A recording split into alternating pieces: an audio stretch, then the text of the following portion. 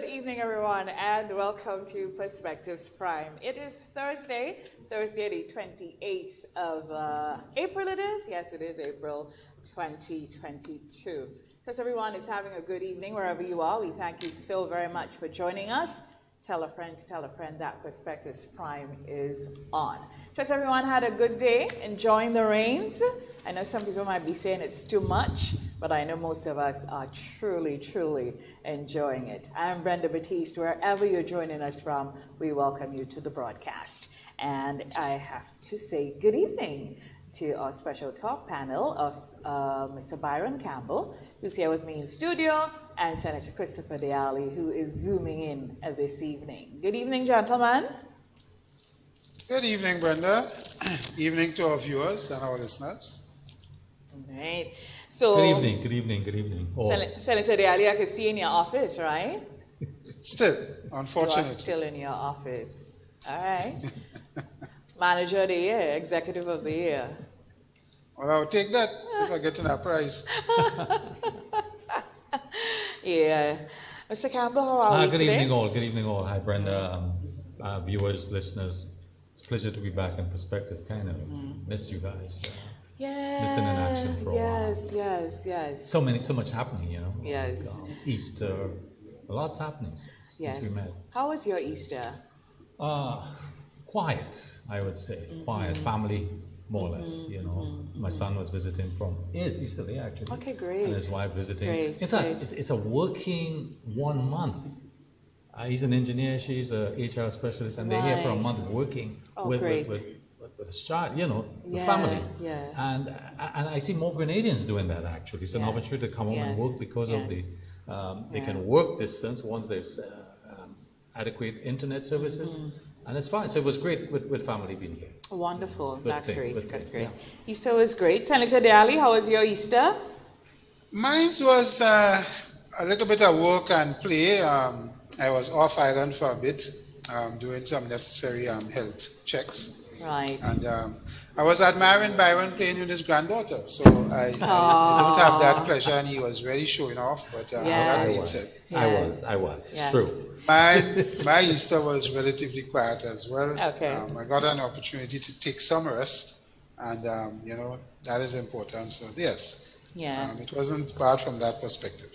Yeah, mine as well. It was a nice mixture of rest, and on the last day, the Monday, I got some fun in. Yes, I went to a lovely event called Rosé, and I had a good time. Yeah, it was wonderful. Okay. Yeah, it's good to see. So things are returned to normal in some respect. Yeah. As it relates to events and so, I mean, I still think that people need to be careful. Because we know that as we speak, there are quite a number of COVID cases. But generally, when you speak with people who are afflicted at the moment, they're telling you it's a sore throat, maybe some have fever, and some people getting it for the second and third time, they're telling you, nah, it's nothing like the first time, it's nothing like the second time. Folks are saying they don't have the lung issues, it's just a lot of the larynx area, so it seemed to be milder. It's true, but the other dimension so in my establishment is that there's 2 persons who are COVID positive, and so they're home for 10 days. So it's a productivity issue, So that's it's milder in terms of, but I'm concerned about because once you're positive, you have to be home. Of course. So that's one aspect of it. This is why I still think it's important in the management of COVID that we maintain that personal. Absolutely. Protocol. Absolutely. I have to agree still with that. here. I have to agree with that. Yes, I have to agree with that. So, lots going on.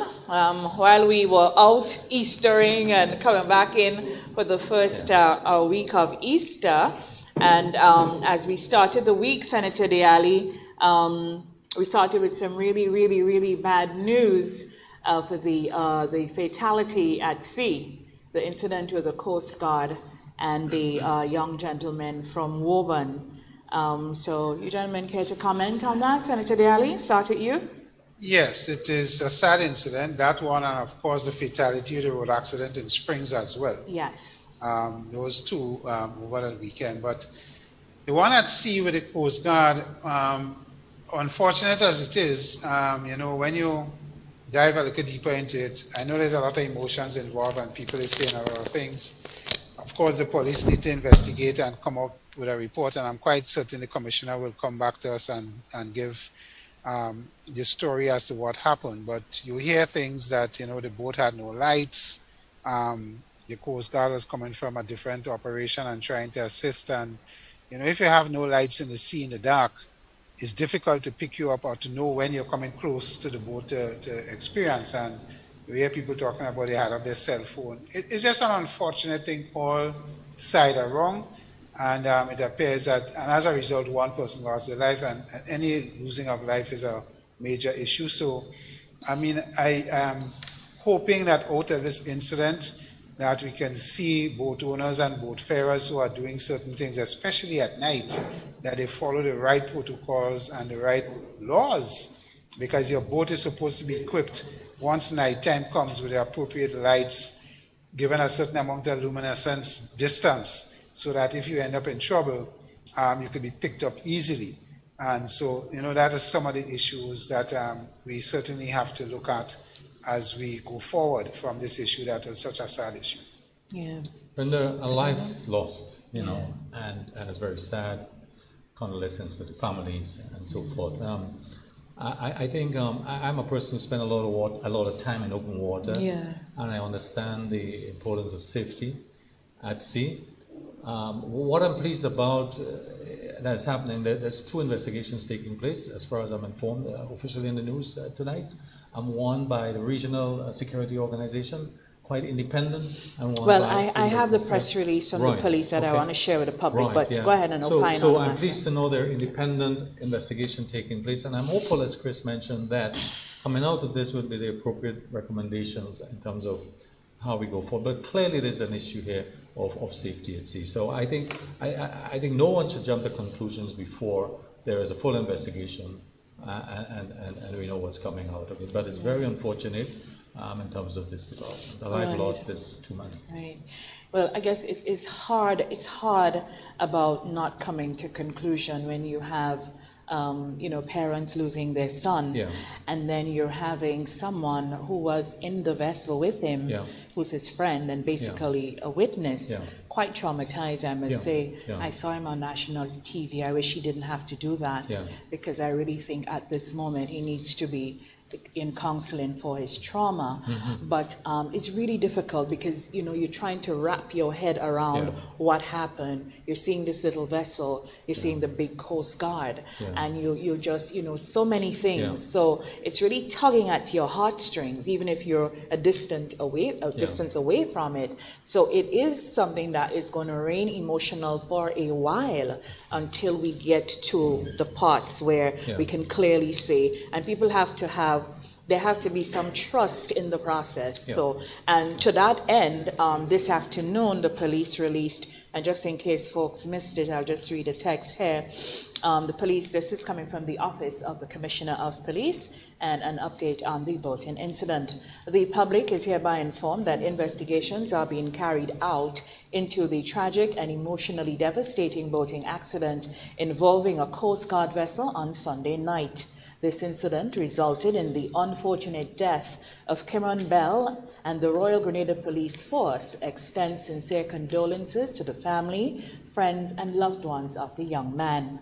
The public is assured that this incident will be thoroughly investigated using a parallel approach that involves the Maritime Administration on one hand and the RGPF on the other. The investigations will be conducted independent of each other. To date, a number of actions have already been taken.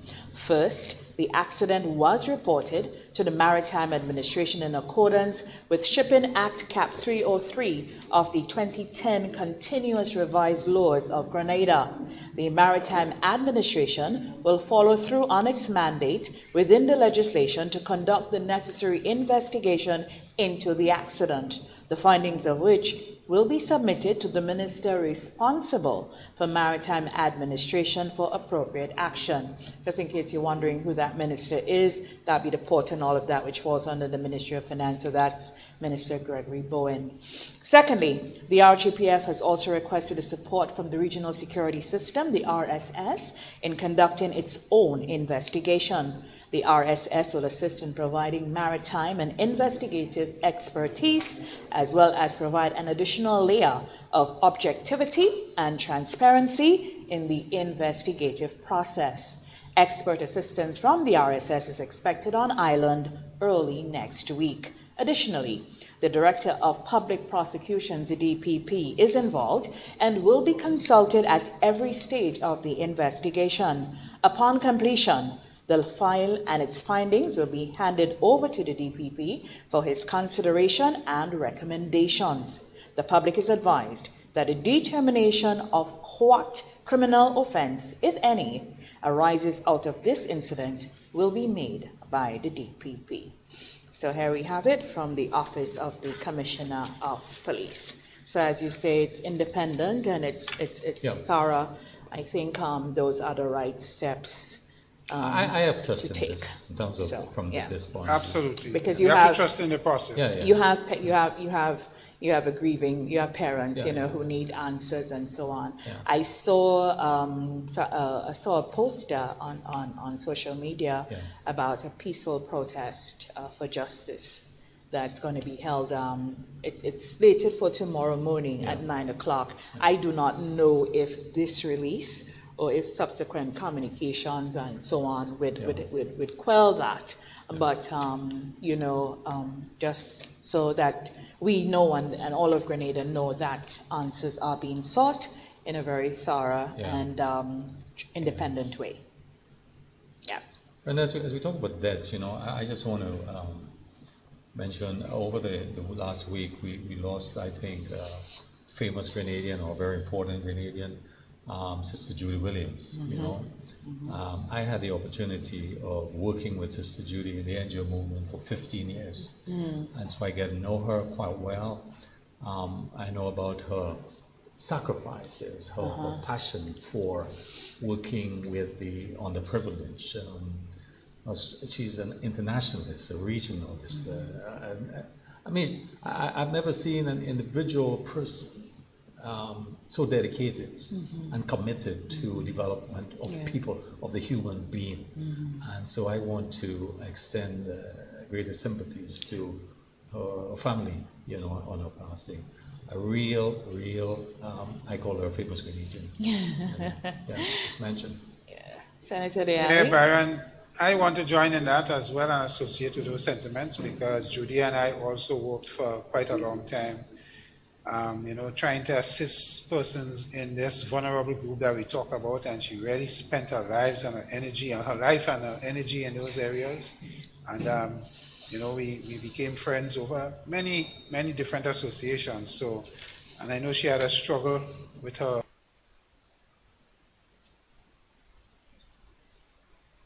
But we also lost Mr. Matlin, who was the manager of the bank. I think it was GBC at the time. Grenada Bank of Commerce, Yes, and he made a valuable contribution in his role. He helped a lot of people through his tenure as manager of the bank and assisting first persons who really needed help financially in building their homes and starting their businesses and so on. So another Grenadian who contributed significantly to the environment and the structure that we know in Grenada. So again, condolences to their families and passing of these individuals. I want to join here too, because I'm associated with this gentleman also.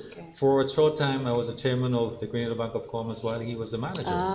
And there's one incident that comes to mind that he pursued. At the time, the Osprey Lines were pursuing a loan to have this steamship to go to Carriacou, and it was not a popular thing because we were moving from the sailboat type of thing to this new method of transport. And I must give him credit for motivating or putting it to the board that this is an important transition. Saw the you know. vision, yeah. So I give him credit for that. Oh, you that's know, great. Great. I join with his family, with Chris and you, and extending greatest sympathy. I really, and his work is important for development also in terms of his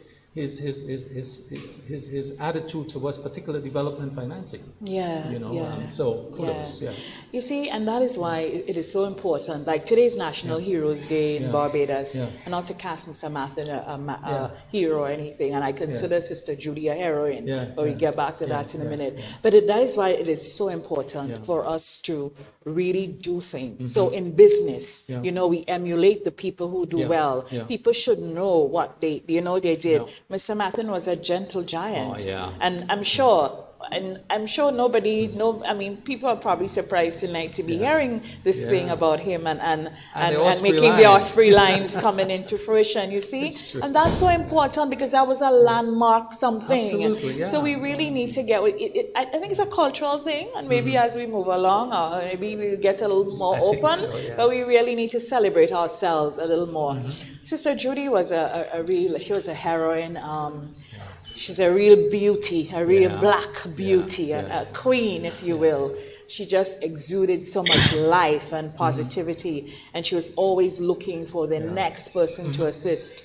Always open to so many things. She could talk a good politics. She could talk a good politics too. She loved it. Sorry, Chris, go ahead. Yeah, she could. No, I just wanted to say, you know, when you talk about Judy, you also have to talk about Fish Friday in Guelph. Yes. She was an institute.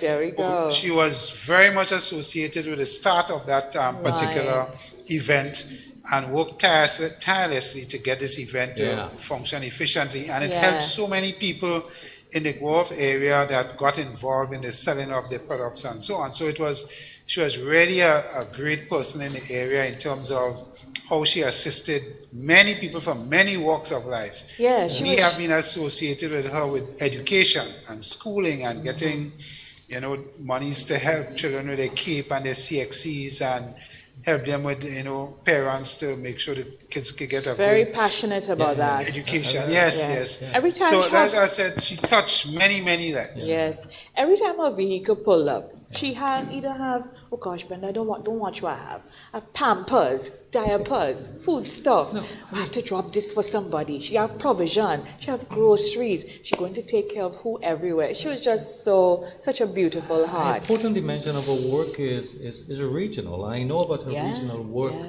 and international work and very respected. I can tell you. She's very prominent in the PRG. And traveled widely internationally to represent the NGO community in the NGO sector, and had a lot of influence also in terms of government policies, in terms of, and brought into the country significant resources because of connections. She was well connected. I can tell you that. I know about this personally.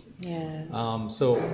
A great loss. Well, and Grenada also, I mean, that's her legacy. So. Yes, it is. It is. Yeah. She had a magnetism about her that I'm sure that everyone who she interacted with, they probably connected in some way or form. All I can say is respect. Enough respect. May she rest in peace. Yeah.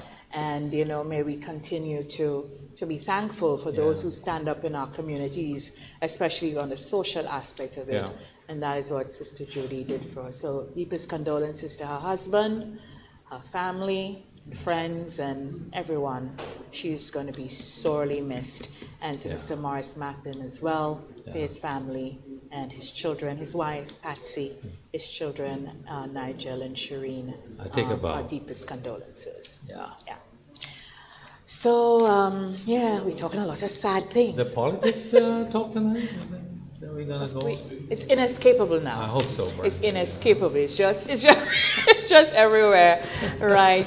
But before we get into the on the fringes of the politics, though, is the Prime Minister did his national address on Tuesday evening, and in the address, when he announced the special committee set up to look into the modalities of how they're going to, start to sort out the pension issue, Dr. Patrick Antwine was named as one of the individuals there.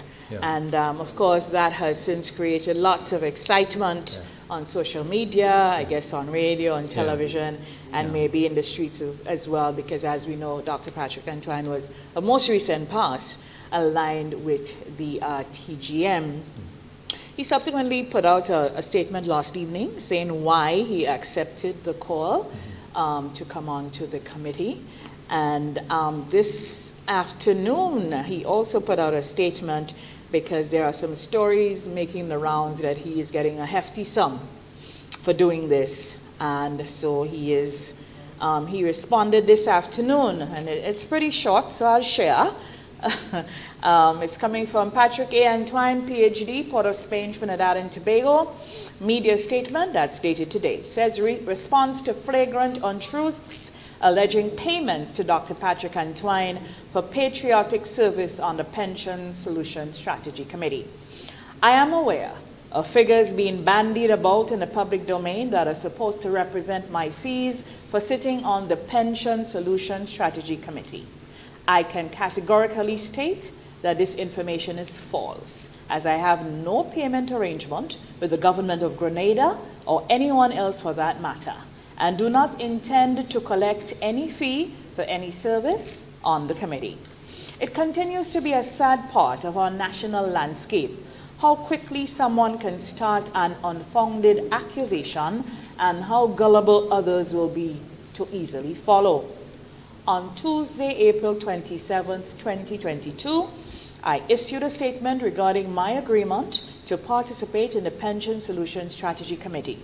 I made it clear there that I was doing so without any monetary compensation. Doing so without any monetary compensation is in caps. I stand by that statement and I reiterate same today. For those who do not understand what these words mean, it means, and this is in caps again, I will take no payment whatsoever, monetary or otherwise, in the process of serving the thousands of civil servants and their families in desperate circumstances. And this released earlier this evening by Dr. Patrick Antoine. Brenda, we live in an age of fake news, fake information. And I saw some of the information that's been circulating. So I'm glad that Dr. Patrick cleared the air and they get abundantly clear of what his position is and what he's doing in this. That's important. But I see this as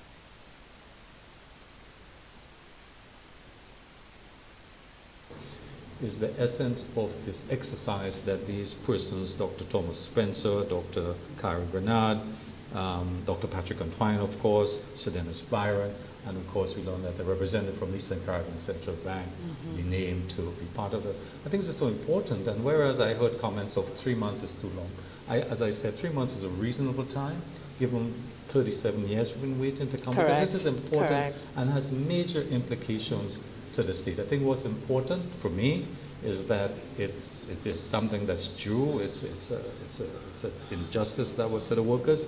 They have that the court has ruled. It's unconstitutional. The government have made it clear that it would not appeal this court ruling. It would honor it, but it wants to do it fairly and justly in the interest of all Grenadians. This is what I heard. This is what I took home. But Brenda, I want to make one comment on because I was at home listening to the news, and and I want to say this, that I was looking at GBN, and I'm very clear on this, and immediately before the announcement or the press, the address by the Prime Minister, there was an advertisement.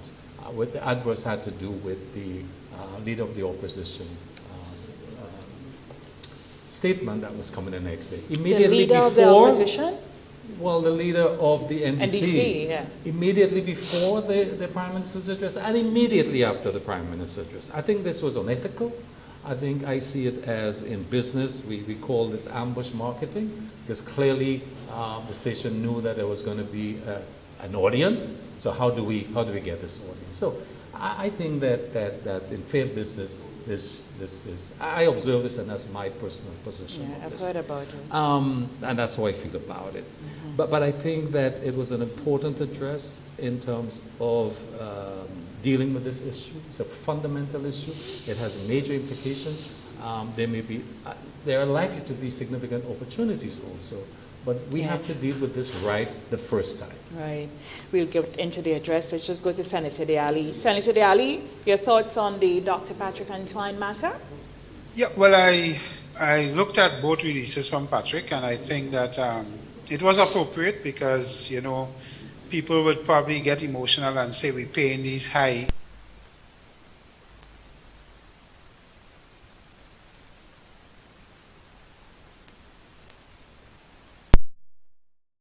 as far as I know. Neither Dr. Grenada nor Dr. Thomas, I'm not quite certain about Sir Dennis Byron, but at the end of the day, here are some minds, top minds, that have been appointed to a committee to assist us in this difficult issue. And I have to commend the government and the Prime Minister for getting these ladies and gentlemen involved in this process, because this is a complex issue and we cannot make small of the matters before us. And I think the Prime Minister in his address had a duty and a responsibility to come to the nation and address the nation on this particular issue, because as a single item, it is a significant budget item of representing 2 to 7 point something percent of our GDP. This is not a little issue financially for the government to tackle, or for any government for that matter to tackle. So you need the best minds on board that could advise appropriately, because to me, Brenda, when you look at what is involved, apart from the 400 and something million for the first tranche of the people up to 2015 or whatever, there is the futuristic aspect of this, where the government have to meet 120 something million dollars a year in order to satisfy the persons who will be in the public service and going forward. And this is supposed to be happening over a long period till some people die, in terms of how the complexities of pensions work. So it is not a simple thing for us. And at the end of the day, I am sure about one thing. We are, the taxpayers, are going to meet this bill. It don't matter how it is designed, whether it's through a bond, a loan, or combinations of instruments. The taxpayers of Grenada, Carriacou, and Petit Martinique is meeting this bill. And we have to be very clear on that, and everybody needs to understand that. Remember, the government is not our organization in space. The revenues that the government gets comes from cross-border taxes, internal taxes, and loans. That is where monies come from to run and run the services that Grenadians expect from the police, the nurses, the prisons, road structures, infrastructure development. It comes from these financial methods, and there is no other way, as far as I know, unless we discover oil and we start to pump oil in the next few days, that we can get the revenue streams to change. That being said, I think the Prime Minister had to do what he do and let the general public understand the nature of the liability that they have agreed to accept by not going to appeal, and the constitutional changes that will come about. Because let's be clear, this is a decision that is going to see public servants getting almost 2 pensions. One from NIS, those who retire and are eligible, and one on the parallel system because of this ruling. And what is going to happen with that? No, the implications. How feasible is that for a country like us, Senator Arley? How feasible is that? It is not. I don't want to use the word feasibility, is not the norm, because remember, the government took a decision to top up public servants' pensions to 70% of their last take-home pay in conjunction with NIS. Right. And that was accepted and started happening. Now, that in itself is significant, because generally, when you retire, most people don't get 70% of their last take-home pay. It ranges between 60 and 65. That is generally, because remember, pension monies and pension payments have to be coming from some instrument that is funding the payments. Right. Right? You cannot have, we have situations in this country where if you have an unfunded pension arrangement, it means the monies is coming from operational expenses. And that is untenable as you go forward. So most pension arrangements have to have monies deposited somewhere, and the interest or whatever coming from these monies is what is used to pay pensioners from month to month and so on. So if you have an unfunded scheme, as we have now with this ruling, because government have no money set aside to fund this, they have to find out how and what instruments are going to be engaged to provide that $120+ million going forward every year. And that is now going to become a recurrent expenditure of the government on salaries and wages. That is going to take up our fiscal thing with salaries and wages that we have in the Financial Act that we passed of 8% of GDP. Because it's going to impact that. So we have to understand all these legal implications. And that is why the team, as assembled by the Prime Minister and the government, is such an important team, because there is so many variables that are going to come into play as we look to meet these commitments going down the road, and the present one. Because the present one indicates, of course, we have to understand who are going to be eligible, who have retired with the 26 2/3 time limit, who are the ones that are more desperate in need, people who haven't gotten any money, who have health issues, the estates. So there's a lot of background work that needs to be done. Quite frankly, I think 3 months is a huge task to get all of this information and to plot the way forward.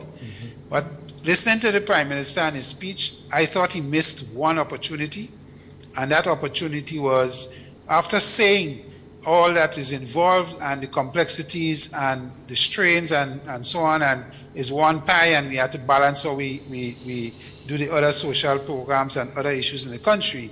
I think, in my view, the one thing he should have said is that this government intends to pay, and consolidate in the minds of people listening from a communication aspect. Brenda, you are better than that than me. I thought he missed that opportunity to say that this government will pay pensioners. It is just how we do it and the modalities we engage in and the time involved, but every pensioner will get paid as a result of this decision from the court. Right. And I thought that was the only thing that he missed the opportunity to say.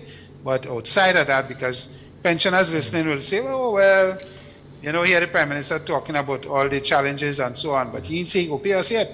So, but Chris, the language here, because you have to, while the tone and everything that was set up says that we will honor the payments, we will do, this is what it is, this is what it's going to be for us, this is, and all the reasoning, after you make the pitch as a great salesman, and you set up all the features and so on, you really have to hammer it home and close the sale and seal the deal. So, as a marketer, but certainly, I mean, for me, I think that's... And in simple, compelling language. But I think that's implied. The fact, once you... that's what Senator Diallo is saying. Let me make the point, I know. But once you make the point implied. that I will not appeal the decision of the court, is implied. By honoring the decision, it means that you will be paying the pension.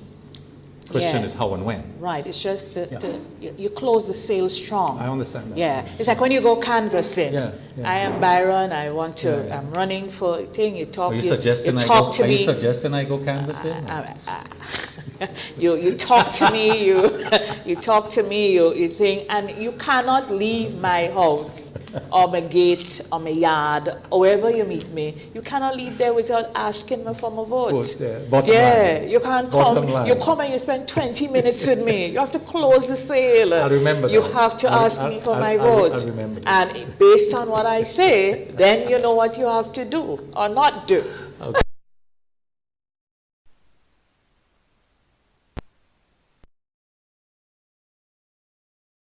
Movement was a little disappointing, especially the major unions, PWU in particular. You know, I'm talking about the 3 months is too long, what it is, why they have to spend 3 months, they're trying to delay issues. That is coming from the president. I'm paraphrasing that. I heard him speak on this issue. And I think the young lady that was on the program last night with Byron also echoed that to some degree. Nobody seemed to believe that these issues, and you know, they should just find the money to pay because they pay Grenada, and you know, a lot of emotions here, and I think we need to manage that. And I think the Prime Minister extended an arm again through his speech that everybody should come and have this discussion very openly and very maturely, because the implications for our country going forward, not for this generation, but for many generations to come, is going to be significant. And when we talk about people's children and their grandchildren and their great-grandchildren and so on, but we need to understand, if we are to pay, the same grandchildren and the great-grandchildren is going to be affected down the road. Because this is a liability going forward many years. And we need to understand that. And I think, that was a little unfortunate that they didn't turn up to the meeting, and that, they seem to be making public statements that don't seem to support their understanding of the complexities of the issues involved for this down the road, and how NIS is going to be part of this or not, how this is going to create disparity between the private sector and the public sector in terms of pension and pension benefits. Because remember, in the private sector, most of us have to pay the 6% and the 5% and match it for us to get retirement benefits when we get there. Some of us may have individual and in the private pension schemes within our business. But in our businesses, our pension schemes are contributory as well. Correct. Absolutely. This is a fully funded thing by the government. No contribution from workers except after 1983, those that have to get NIS. And we can argue that workers who are due pension before 1983, whatever that bill is, I think that starting point should be that government should say to workers, listen, this is a bill for workers up to 1983. We're willing to pay that right now. Let us see how we get the funding to deal with that. So that takes care of that grouping, and it sends a message to the labor movement that, listen, we're serious about this, and look at what we're proposing and how we're going to do it. And let us now look at the future and where that is going to take the country and how we're going to deal with it based on the numbers and the amount of people involved. And I think that is the kind of discussion. But it still requires the kind of discussions they're about to engage in. You would have to agree. Because Senator Diallo, with the absence of the structure of how that is supposed to work for 37 odd years, I mean, you have to agree, you have to put the modalities in place for this. So there must be. It's just, and that is the opportunities I think Byron and them mentioned last night on the program, that there are opportunities for us to restructure this and do it properly. There is opportunities that we talk about, you hear previous ministers from governments, our ministers of finance talking about money is going to come back into the economy once we put it into the hands of our public servants who are due these monies and so on. And that is a fact. Some of them will spend, but some of them will also save. And that, that doesn't help with the economic activity. So we need to understand all the variations, and economists are better at that than me. I think that's a critical point you just made. Let's go there for a minute about the monies being put back in the economy and how that would work. And you mentioned the word that yes, some of them will, but some of them will save. But that is a very important statement, because culturally, that's who we are. We are savers. We are not investors.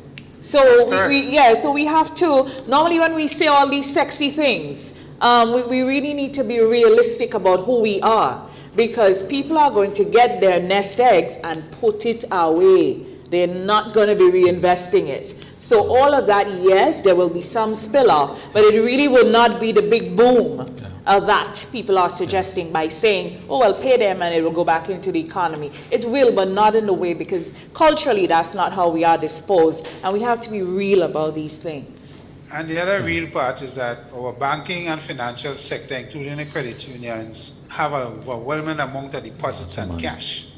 They don't want CDs and more cash coming into the system because it's going to cost them a lot of money. If you have to give people the interest, savings interest now is 2%. On what you have. CDs are 0% in a lot of financial institutions. In the credit union, you may get a 2 or 3%. So there is not much room for instruments for the monies that are going to come into the hands of our public servants, and for them to invest it. The banks are going to frown on it to some degree because it's going to cost them. And they don't have that. So as you say, Brenda, there is room for creating investments, because you want this money to go into productive investment opportunities that could generate money for the economy and for the investors themselves. And that is something that also needs to be looked at, that when you release these monies into the hands of the people, how are we going to manage how these monies affect the financial system as well as affect the economy of the country in terms of creating activity? So it is not, as I say, it continues to be complex. A lot of discussions need to happen. It's not about just getting up and saying, okay, find this money and pay people. Yeah. So Campbell, you're itching to say something. Well, no, I mean, I heard yesterday the leader of the NDC, his first national address, and I think it's was important. an address to the nation. Address to the nation. I think it's important that perspective gives some perspective on it. Brenda, Chris, I didn't have the opportunity to listen to it live. I read the speech subsequently, and there were some excerpts on the news this evening. I mean, what I picked up, I always, when I listened to something, was my takeaway, you know? And what registered a lot, having read it, there was a lot of mention of a new spirit. In fact, I think it's mentioned about almost 18 to 20 times, you know, like this spirit that is being awakened, the spirit that is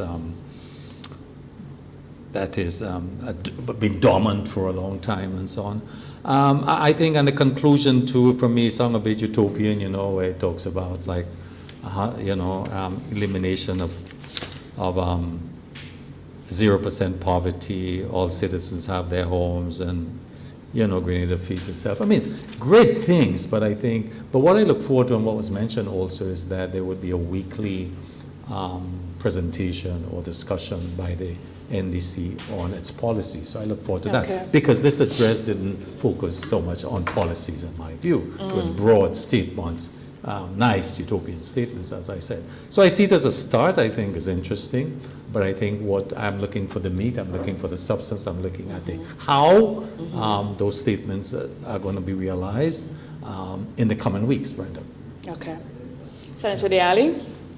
Yeah, I first of all, I think Deacon Mitchell did a good job in his presentation. And you know, in these things, it's not only about the speech, but it's also about the appearance and the look. And I think they spent some time to make him look as a leader in particular that could take this party forward wherever it goes. And that was important to convey as well, because you need to speak with confidence and you need to portray that confidence in the whole aura of the dress and everything else. So I thought he did excellent there. I thought his speech was a lot more about, as Byron indicated, about unifying and so on, and spirit and being bold, because he's appealing to the youthful side of his own members that he introduced, as well as the youthful population that they're trying to encourage to vote for them. So a lot of his speech, in my view, centered around that. And compliments to him, because I think the message probably was brought out there. I thought what was missing, though, was the lack of realism in the speech.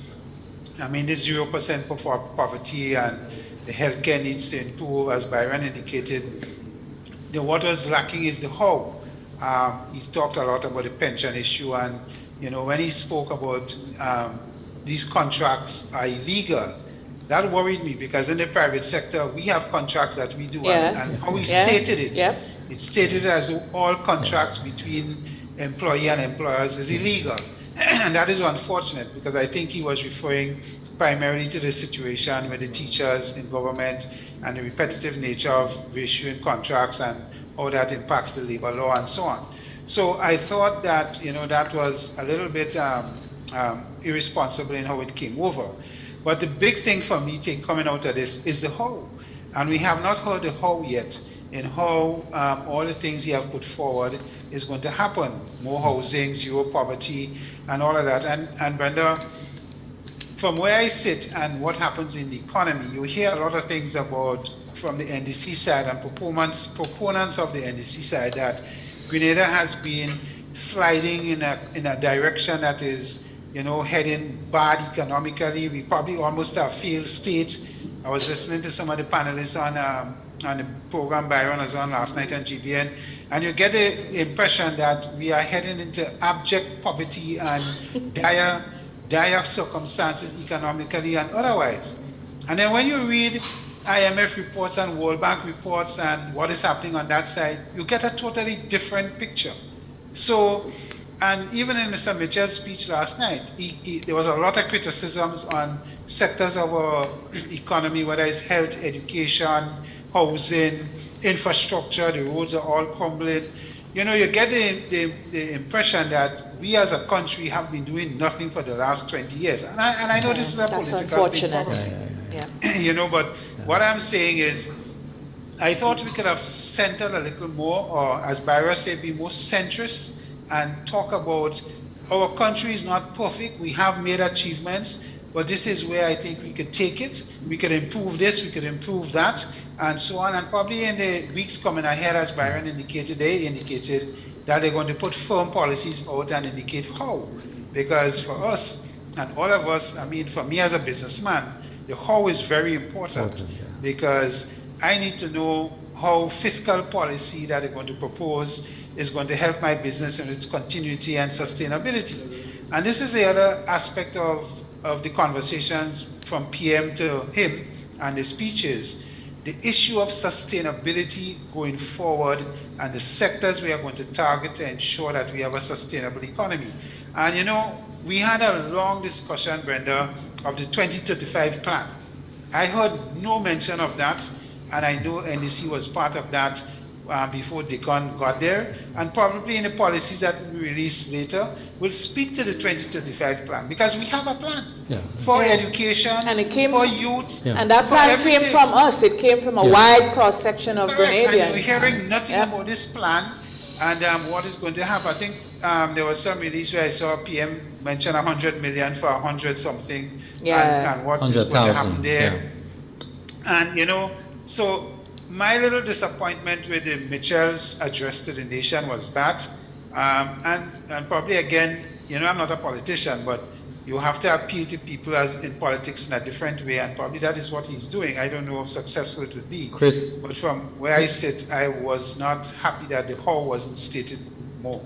Chris, you're sure you're not a politician? Just asking. I mean, like, let me ask both of you this though. I was engaged in a Zoom conference last night, so I really did not see the address, but I've just kind of skirting through Facebook. I saw, you know, bantering, and I try not to take my thing from that, because people just going back and forth, they're for or against, not really doing it in a fair manner. But what I wanna say is this, and I noticed that poverty is a new sexy word, and so we are now. We have where there was some indication of the Prime Minister declaring the night before, declaring war on poverty, and you mentioned in this here zero. What is it? You have the speech. Zero poverty. Zero poverty. Yeah. So basically, the eradication. Mr. Mitchell is saying he's eradicating poverty, and Dr. Mitchell is saying the war on poverty. Let me just put this. Let me ask you, gentlemen, this. I'm just going to do it this way, in that it is clear that the pandemic has really has made the poverty markings in the world much wider. Yeah, you know, the rich have gotten richer and the poor poorer. And in the case of Grenada and a lot of Caribbean islands, the middle class, a lot of our middle class are now considered poor, right? They were people, husband and wives who worked, had their mortgages, had 2 cars, now they have the banks on them. They lost their jobs because they probably worked in hospitality, wherever their business went out because of COVID. So we have a poverty issue, yes. But in terms of the eradication of poverty, and then the war on poverty, as it relates to their messages and the focus and their objectives as political parties, how does that stack up? Well, I mean, let me take the first step. I don't think we could get to zero poverty in a realistic way.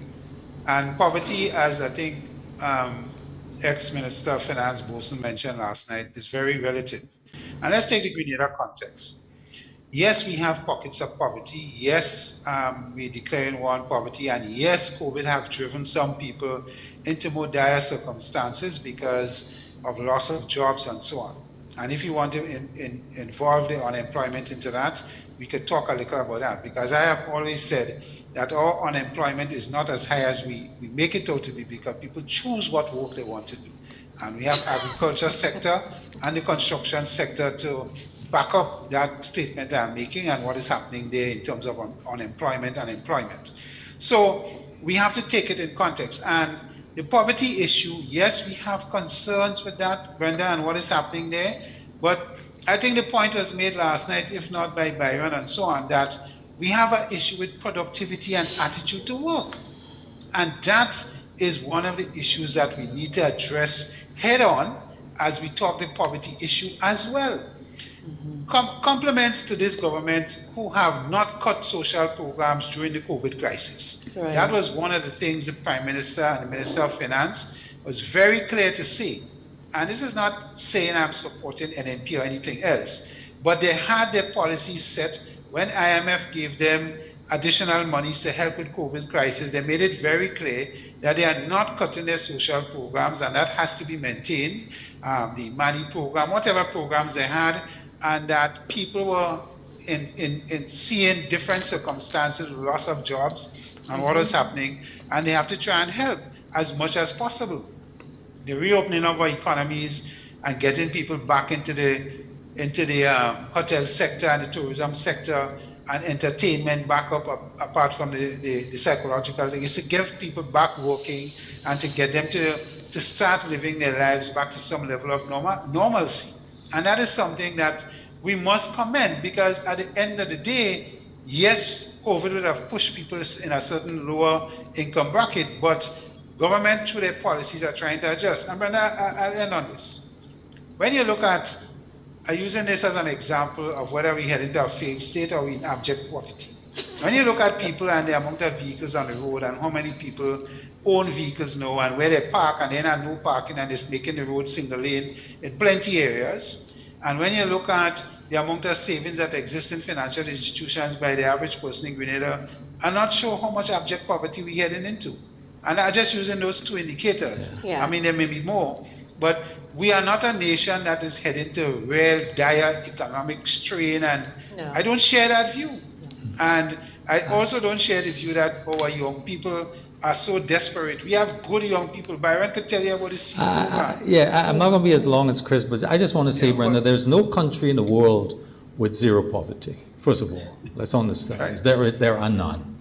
The United Nations and all development institutions have as the aim the elimination or the reduction of poverty. As always, yeah. And Grenada and I as an individual have worked in this sphere of development most of my life, and even to the present time, focusing on underprivileged people that are most in need.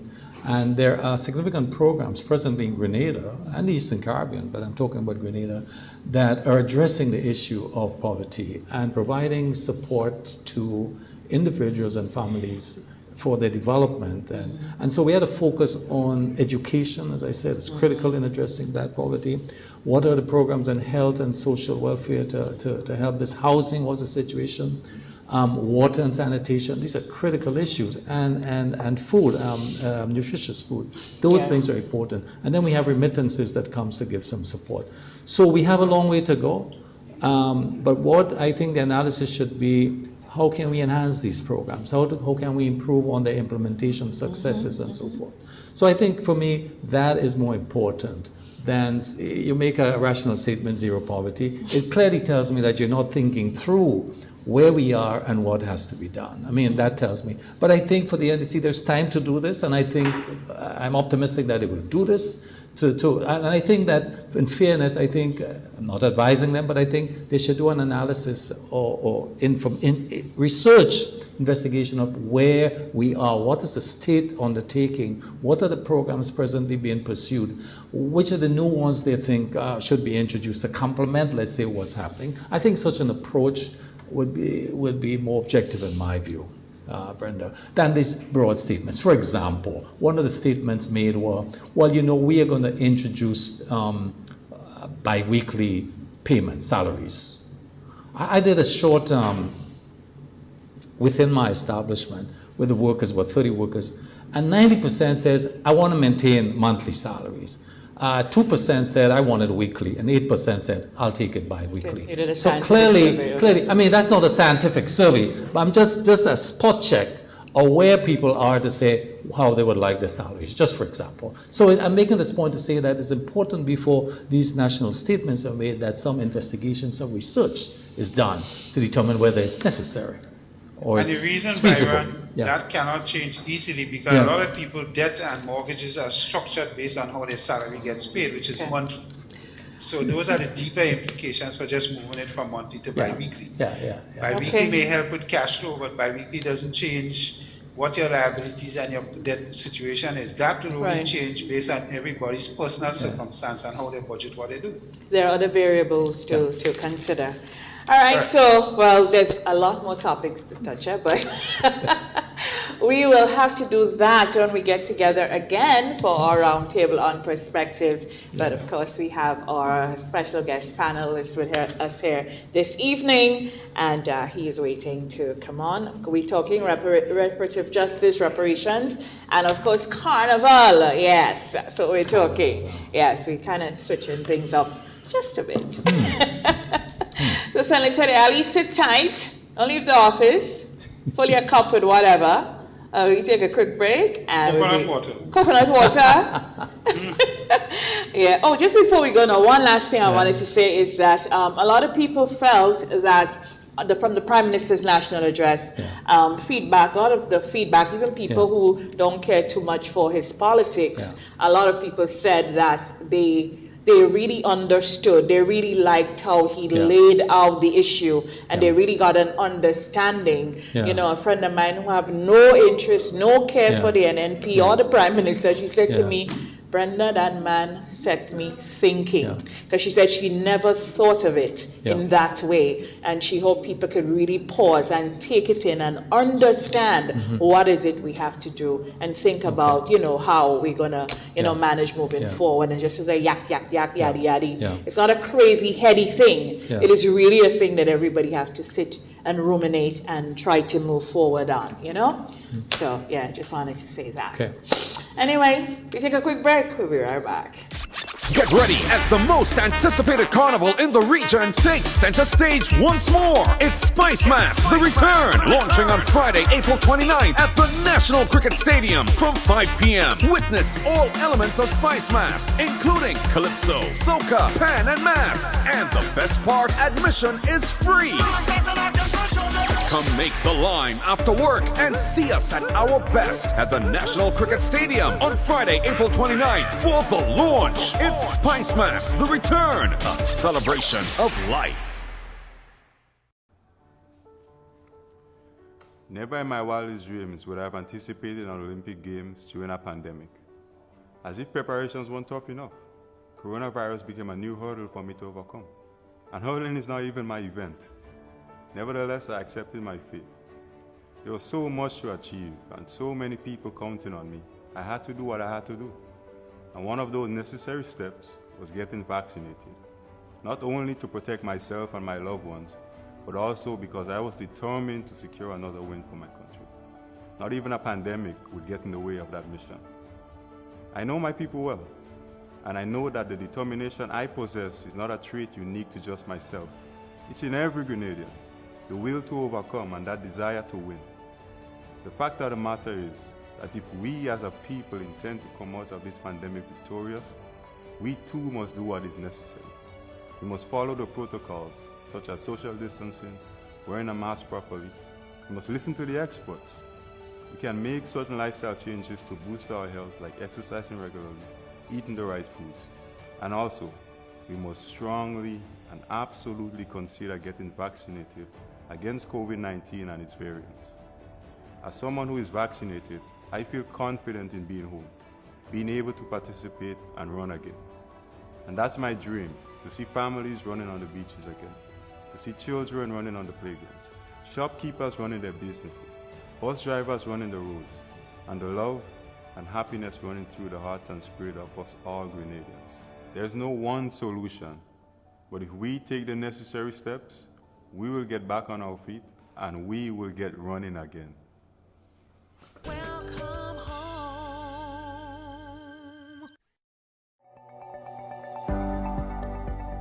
Get vaxxed. It's your best shot. Hello. A message from the Ministry of Health.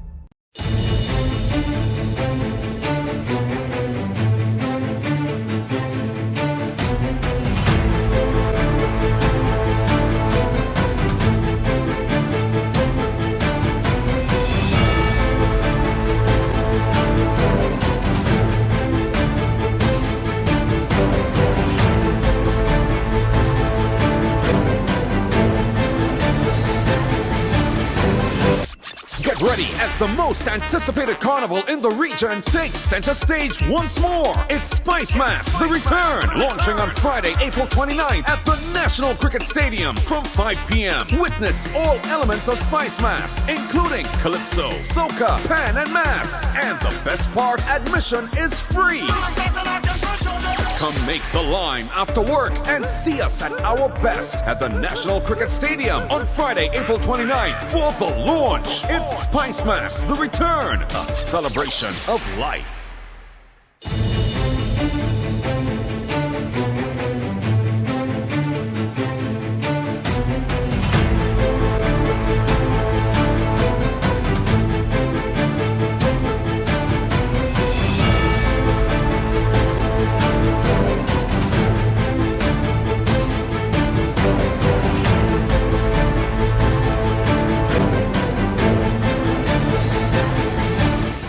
Welcome back to Perspectives Prime. We thank you so much, those of you who are still with us, and those of you just joining us, good evening to you.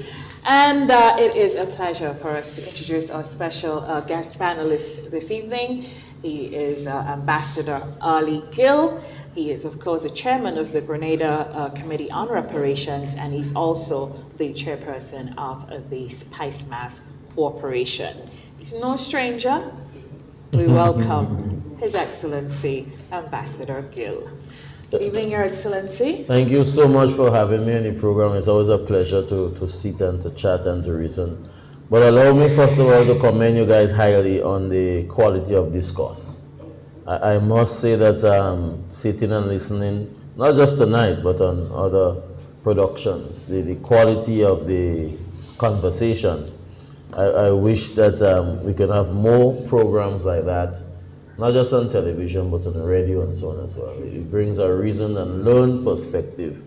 And I hope that, you know, we have a wide listenership, a persons listen and persons take it. I'm really, really proud of this program. Very good program. Thank you very much. Coming from you, that means a whole lot. It does lot. not compensate it's a big deal. For the lack of literature.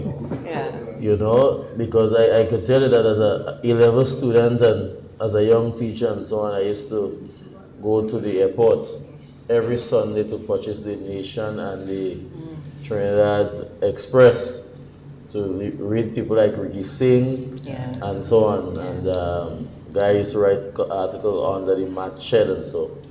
And I believe that your program is elevating us to that kind of public discussion, and it's really, really good. Oh, really thank you for the compliment. And we must compliment you. I mean, look at you, all decked out. We feel funny. No, we feel away. You still feel away because there you are dressed in European attire every day.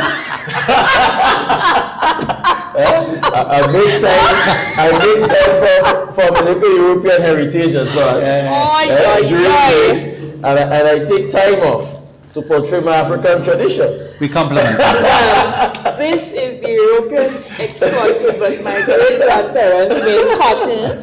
And actually, these are African. These are heritage beads, so to speak. So thank you so much, Senator Gill. You always show up in pinker form and true to form. So we appreciate that. So recently, I'm listening to the radio and I'm hearing Grenada, all this talk about Grenada on the BBC, the Bank of England, these two estates, they had more than 599 slaves, and how they use this company Alexander and Sons to profiteer and all of that. And I thought to myself, because when we hear about reparations, we think of this lofty or faraway thing. But when I heard Grenada, then I started to do my own research and so on, I was like, wow. So I think really and truly, when you review the CARICOM 10-point plan as to how we get what we need to get from them, I mean, I'm excited by it. And that's good. I hope that more of our nationals will be excited by it. Because when we speak of reparations, persons think it's just a check we're asking, you know, the European governments, for former colonial powers and institutions to write the check. But no, it's much more than that. The first point in the 10-point plan, CARICOM 10-point plan, is a full-fledged apology. Yes. In other words, an admission of that you have done wrong, and that you're asking for forgiveness. And I made the analogy this week. I did a press conference in St. Lucia on Tuesday. It's similar to the Christian principle of asking for forgiveness. To get forgiveness according to the Christian principles, you must admit that you have sinned and come short. That's the beginning of forgiveness, admission of sin. And similarly, Great Britain, Portugal, Spain, Holland, the Bank of England, the British monarchy must admit that the Atlantic slave trade was indeed a crime against humanity. Absolutely. Right? I mean, there are no two ways about it. It's a crime against humanity. And slavery was a crime against humanity. I mean, you know, persons, you know, even Grenadians, you know, you meet them all the time and you engage them and they said, well, you know, Africans sell fellow Africans. Listen, slavery was a crime against humanity. It was chattel slavery. So that the Bank of England, for instance, they owned these two plantations and these enslaved Africans because somebody defaulted on the mortgage. That tells you that they consider human beings, me and you, our ancestors, as property. Or do you consider human beings they were as the property? backbone of the system, the financial system. And then when they got their financial rewards and so on, it became profitable for them to sell on these properties. So that basically, how do you consider human beings to be property? But what it does for the reparation movement here in Grenada is that it grounds the issue of reparations in a real tangible way. Persons can see and persons can know that the enslaved Africans, our soil, made a tremendous contribution to the wealth of the Bank of England. It did which that is now for me. owned by Her Majesty's government. It did that for I think me. that does not tell you in a real direct sense how it is that the Atlantic slave trade and slavery would have impacted on the development of Europe then. I think this really brings home the point to us. Talking about bringing home, though, this whole talk of reparations, and so the reparations people, I think we're looking at you side-eye. It might have cost us a royal visit. Well, what happened? Well, we had a reparations meeting last night, and I said to the colleagues that you know, when we're growing up, the older people say God works in mysterious ways. And for Grenada, well, two things I believe may have conspired. I cannot speak with regards to why the royal family decided to postpone Grenada from the tour, but two things I believe may have conspired. I can be wrong, but that's a matter for the royal family to correct me. You spoke about the Bank of England issue. That became public about a week before. That's correct. So that was very fresh in the minds of the Grenadian public for persons who were reading, persons who were following the issues. That came out a week before. So that for them,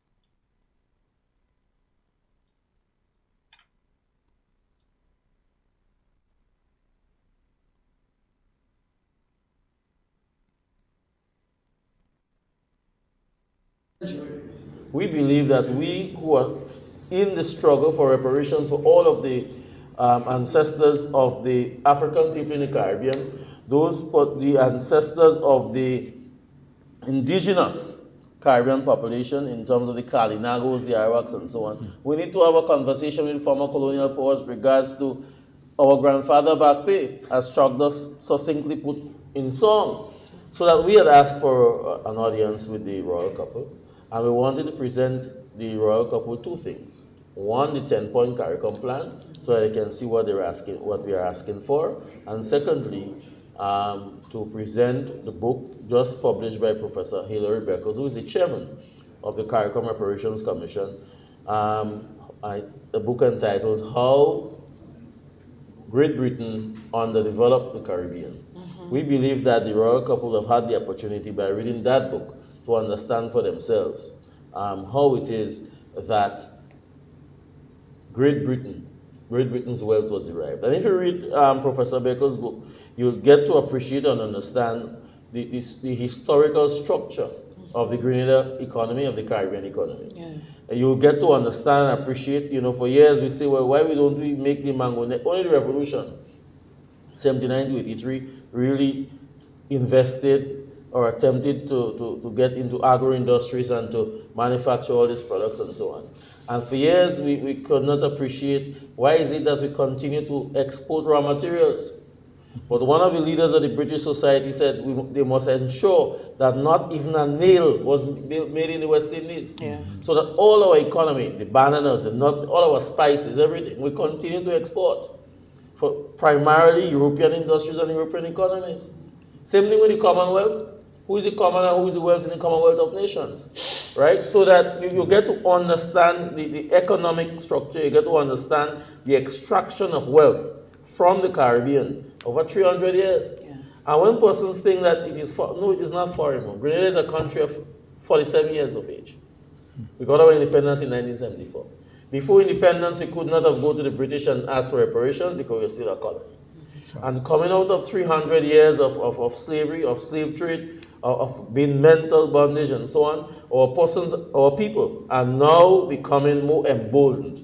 Just like, other than Trinidad and Tobago and Dominica and Guyana, on independence that went republic directly, Barbados now is the first Caribbean island in recent times that would have changed directly from Queen as head of state to a president. Mm-hmm. And other countries are now saying that. Jamaica Prime Minister Holness, I think there is the opposition and government has agreed in Jamaica basically that's the way they're going. Yeah. Antigua Prime Minister. So the Republican movement within the Caribbean as countries are determined now to break that final chain with the colonial powers and the Go Republic and remove the Queen as head of state and so on. So we are generally a young nation, respectfully, and I believe that the reparative justice is something we have to continue to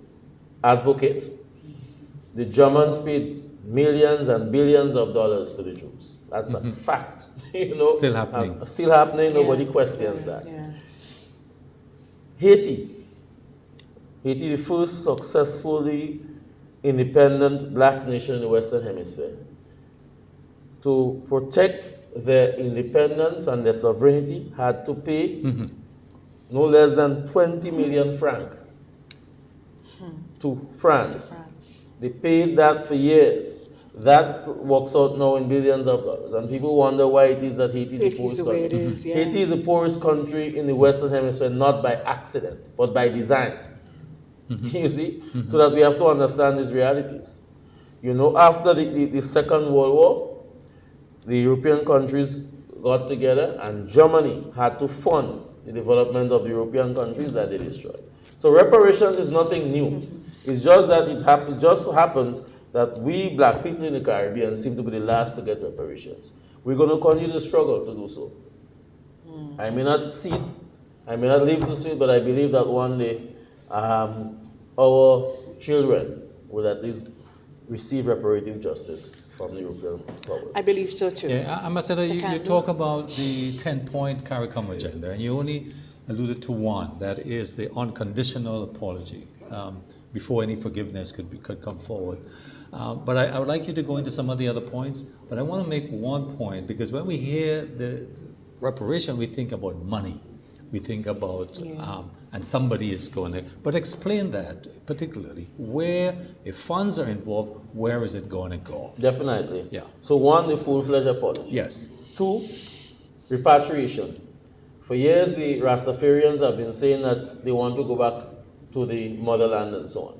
And of course, historically, we were forcibly removed from Africa, and that we believe that if there are persons so minded to return, and that is not mandatory across the board, it is only by choice. So if the Rastafarians decide that they want to go back, as they have always said, we believe that the Europeans must foot the bill.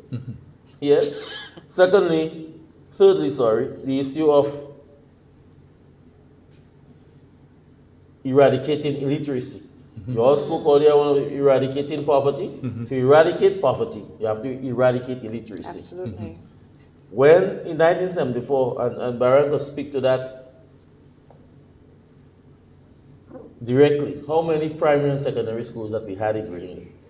I am from the West Coast, and persons can tell you, if you go to St. Anne, Grenville, and you speak to people like Dr. Johnson and so on, they'll tell you how many persons from Grenville that used to go to GBSS school in the 70s and 60s and so on, who had to go boarding school. In other words, adequate facilities were not left by the British for the education of the persons in the country. Absolutely. And that is where the space of the religious, you get the Catholic schools, the Anglican schools, and so on. Piecemeal, deliberate, yeah. So that really and truly we had very poor primary and secondary school education growing up. Yeah. And that's a colonial legacy, right? And we believe that we need to eradicate illiteracy. Tertiary education and so on, we need to be made available to us and so on and so forth. So when you talk about eradicating poverty, we have to be speaking about ensuring that we have a university graduate in every home and so on. That's how these things are done. Yeah. Correct. So that's one thing. So and you'll see University of Glasgow, just this week, Harvard University had put together a reparative fund with regards to that as well. So there are more institutions and so on that are coming forward. So it's happening bit by bit. Education is one. Health. We are saying the Caribbean suffers from chronic illnesses. Hypertension, diabetes, and so on. That's not accident. It's because of our diet. Because of our diet. That is what they gave us to eat. The heavy starch food. Saltfish, codfish. You notice we don't have cod in the Caribbean. What is the American codfish? So they used to trade rum for cod. That's correct. We in the Caribbean has become addicted to salty foods. And heavy food with starchy foods. And so our diet has led to chronic It's a legacy of slavery. It's a legacy of slavery. And we are saying that the European powers, all the technology and so on and so forth, must assist us in researching for the best medicine to assist our patients with those issues of suffering chronic illnesses. You know that we do not have the best medication, the best treatment and so on for that, but we need to do more research. So it's a human development agenda. It's a human development agenda. Put succinctly. You economists by training, so you understand that. So that health, debt forgiveness, we are crippled by debt. But the same European institutions and governments, debt cancellation. We believe that after centuries of extracting wealth in the Caribbean and so on, the least that the Europeans can do, the governments and the financial institutions, is cancel the debts of the region. Yes? So we have debt forgiveness. Transfer of technology. It will take centuries for us to catch up with the more developed countries in terms of the technological advancements that they have made. For us to have any sort of catch-up, we need to have free technology transfer. We cannot pay for these new technologies to catch up. So that is part of it's a human development agenda. It's a development program that we're asking for. It's not like, don't get the impression that money is going to be placed in person's pockets. No, exactly. This is important. Because it is also, as you mentioned, Ambassador Arley, we're coming to you in a couple, is that even when I started just like skirting the Beckles book, because I haven't gotten it as yet, but that was an eye-opener for me, the food. I was like, oh my God, yes. You know, when he talked about all of this, what we were given on the plantation to eat, and how it has impacted, it has impacted, you know, disease and so. And then another thing, I mean, just think about it. We are all, I mean, as the enslaved people of the region, who our foreparents was, and all the things that were passed on to us, there's some psychological thing there as well. So that too, that has to be a part of it. Not just that we have the worst addictions, we have addictions to salted foods. We love the worst part of Pork. The pig. And pig, cow, cow food, pig food. The tail, the nose. The most fatty food. The nose. The nose. See, yes. All the fat, all the oil and so on. You could eat a pig nose. But these parts of the animals is what the planter class refused. That's correct. Yeah. And as such, they refused it, and they felt it was fit enough for the enslaved persons to feed on. Yeah. These things are not accident. And then we had to do the one pot because we can't, Well, you know. I want to touch you along so much. When I'm discussing this subject, I don't want to touch the oil because no, we love it. because we love it. I think we but love I mean, it. just look at the oil.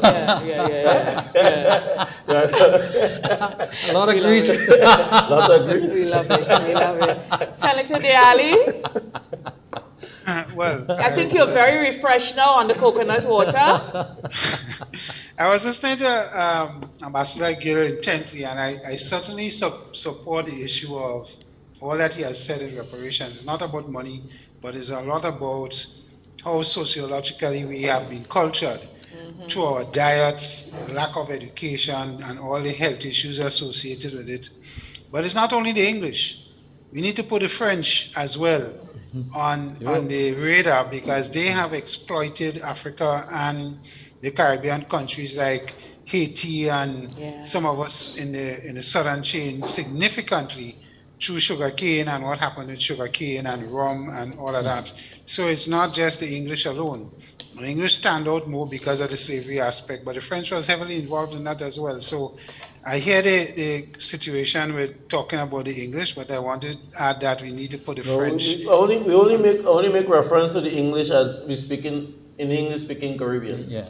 Grenada and so, but the French, the Dutch, the Germans. Now, although the Germans, for instance, did not own colonies in the Western Hemisphere, but the companies invested in the industry. For instance, the city of Hanover had sugarcane refineries, and they were distilling rum and so on in Hanover and so on. Because you have to appreciate that the sugar plantation, the cotton plantation and so on, was the basis for the industrial revolution in Europe. Right. So, you know, it was not just the countries that had colonies. Other countries as well benefited and made their investments. We were the raw material suppliers. We are the raw material suppliers. So we're talking about all of the former European countries that would have benefited. And Germany played a critical role in terms of the division of Africa. Right? Bismarck called all the guys together and so on, and they just decide which parts of Africa they're going to control. Could you imagine that? I mean, these guys, you know, they drew up an artificial map of Africa. So that when people see now that you have the quote-unquote ethnic conflicts in Africa and so on, I mean, it's because of this artificial boundaries. Directly related. Right. It is related. Right? You know, I mean, you had countries and you just say, well, this piece here is Nigeria, regardless of which ethnic group, minority, majority, that you put in a minority ethnic group into a society of majority or ethnic, so that you set up these conflicts. So these things are not accidents, and you know, only in the reading and understanding of history and so on, you get a better appreciation. But Senator, where is dialogue, not Senator, Ambassador, where is dialogue taking place between the parties? We are making progress in terms of making the subject of reparative justice global. And this year, or this decade, is supposed to be the decade for people of African descent and so on. And you will see movements against racism and different things like that. The European Union, we just have 2 persons from CARICOM, Dr. June Suma and one lady from the Bahamas that is sitting and that is now directors of a very important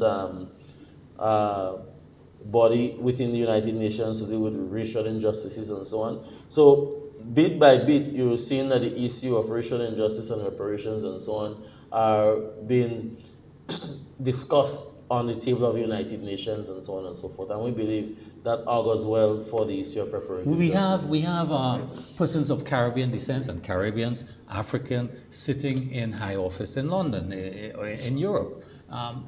Is there any possibility to use that type of connection for leverage, greater leverage? Yeah. That's a good question. Yeah. And some of those persons who sit in high positions in former colonial countries, Yeah. not all of us, Byron, that seeks the best interest of people. Yeah.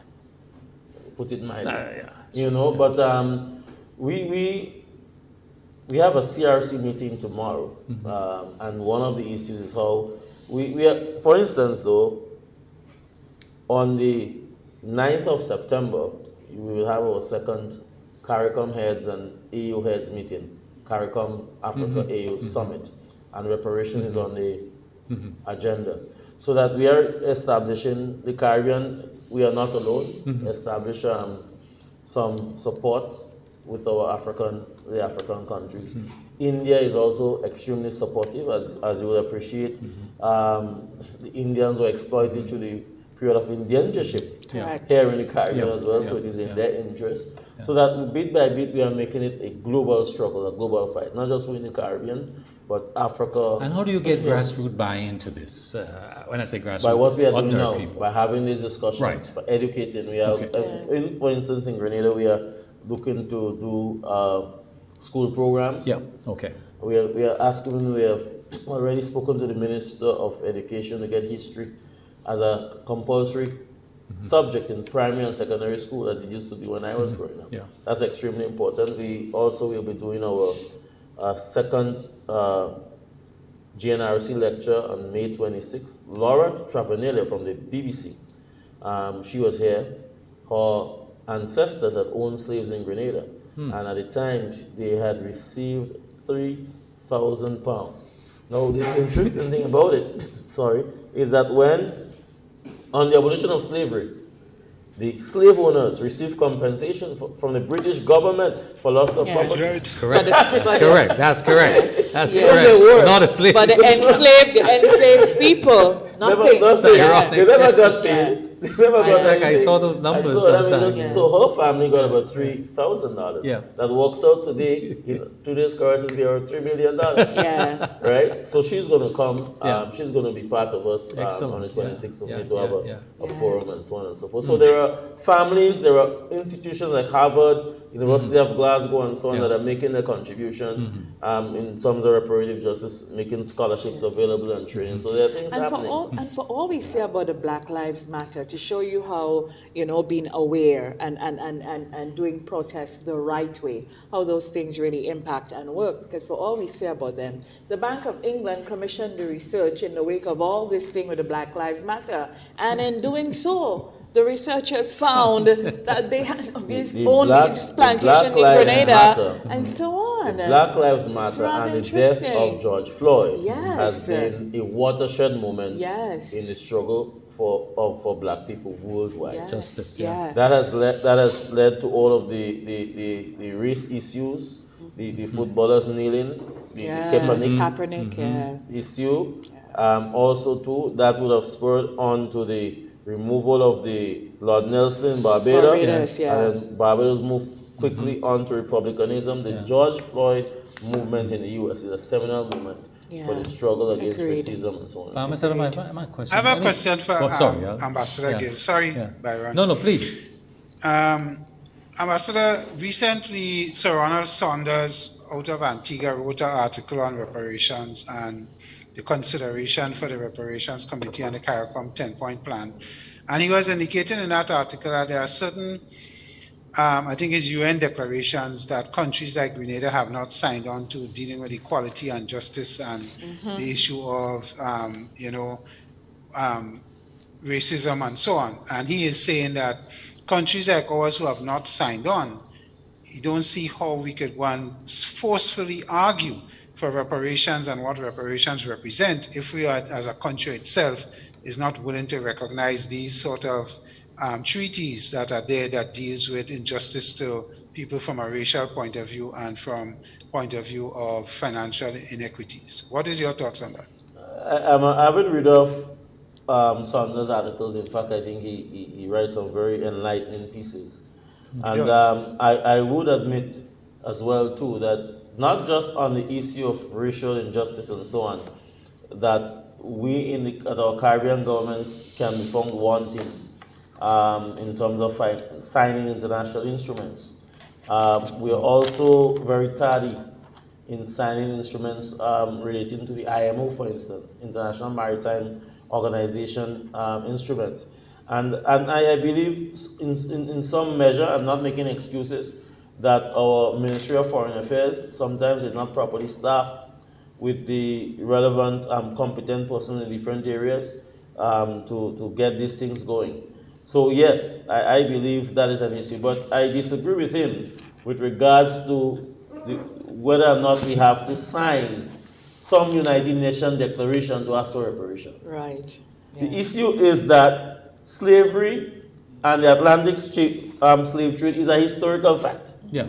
Crime against humanity, black people exploited, they were never compensated. We do not have to sign a United Nations declaration to make our case relevant. No.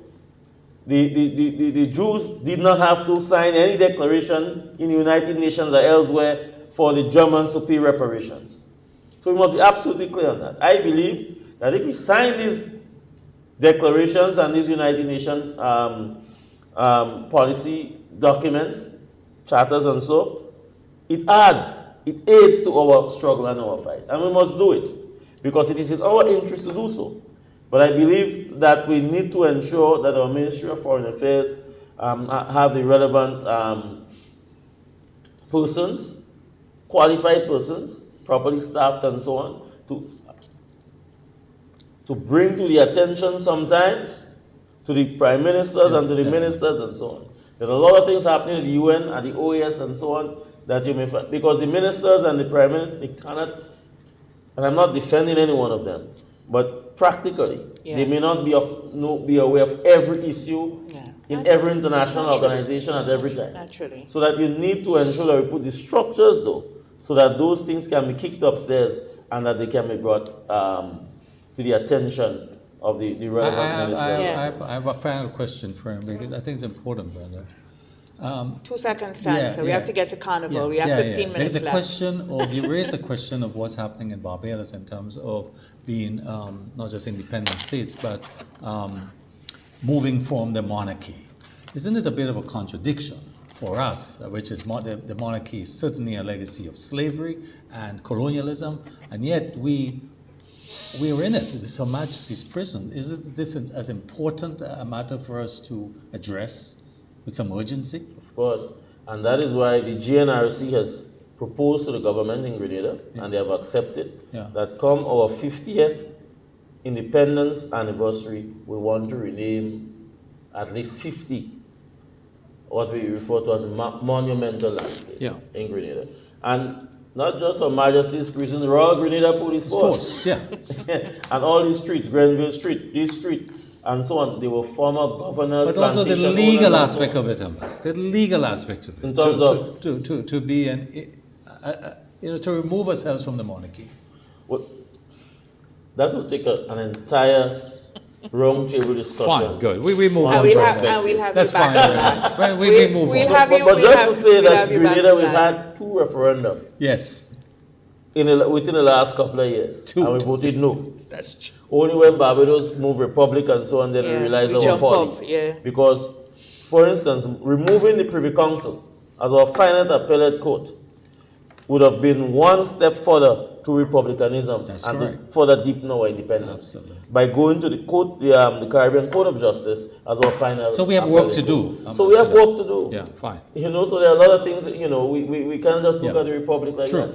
Unlike Barbados, for instance, we don't have no statue other than the one we have in the botanical gardens that looks something like Uncle. But we can't move Uncle. No, but I say it looks something like Uncle. No, I'm not saying we have to move. I'm not Remember, saying. you just said Uncle before we didn't have schools. Everybody had to come to No, no. GBSS. When no. Uncle came in 1951, Uncle's Uncle staying legacy. there. Uncle built 28 schools in like No, 6 years. Or The point I'm making is that something. Uncle staying there, but unlike, Uncle for has to instance, stay Lord, there. I'm nothing. Yeah. No, the point I'm making is like Lord Nelson in Barbados, we don't have these sort of statues. Yeah. So what we do have, those in quote unquote the statues of our streets, Yeah. Her Majesty's prisons. Exactly. Royal We could Police fix Force. this, yeah. We can fix this. That's correct. And then you start small. You Small, start. yeah. I say 50, but I believe that if Grenadians make the recommendations, because what we want to do is to do the research. Yeah.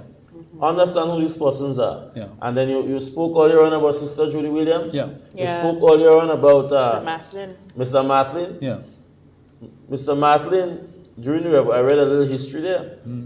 The revolution bought 2 banks. Yes. NCB, that is Pointy owned, Yes. Yeah. and GBC, Yeah. that is Mr. And them 2 Grenadian fellas, Yeah. they make this into multi-million-dollar. Yes. So where you Yes. can Yes. Yes. Very So important. where you can name something after these After. fellas? And Mr. Archibald has the best story about No, the National no, that's the Who's point I'm making. Halifax? So And these who are the is- facts. who is- yeah. But I say to persons and Yeah. so on, if you don't read the history, you'll never know anything Yeah, about Mr. yeah, Pointy yeah. Archibald, you'll never know anything about Mr. Martin, Exactly. you'll never know anything about Sister Judy, right? But That's you know about Francis Drake and you know about Exactly. John James. This is an opportunity, So Ambassador. this Yeah. is so we have work to do. Help to do. We Yeah. have work to do. So we'll definitely have you back because we have to continue this conversation on reparations and reparative justice, and just that the fact that we even established a commission, have Yeah. you heading it up Yeah. as the ambassador, our government accepting that yes, we agree and we are pressing forward. It means There's that some we other are news on making it in the strides. next week, making progress. You're right, you'll have some more There's some more announcements things, for us. yes. All right, and you did cost us a royal visit, but The Que sera, sera. royals refuse to come to the most beautiful island in the whole world. Que sera, sera. Que sera, sera. We are a spicy bunch. The carnival. So we switched to carnival now. So you put on your Spicemas hat because you're ready. All right. So tomorrow we launch carnival at the National Stadium right here. Yes. And so we ready? We're ready. We're ready as can be, and it's good to be here Yeah, with Spicemas because yeah. it's been a long road just trying to push the pocket, trying to push things along to make sure that Carnival happens in 2022 after 2 years of no Carnival. And having said that, we're still not yet out of COVID Exactly. completely, you know, Exactly, yeah. so that we had to a lot of hard work in terms of trying to share with government a perspective with regards to what we call the plan A, of a worst case scenario of how we can do it.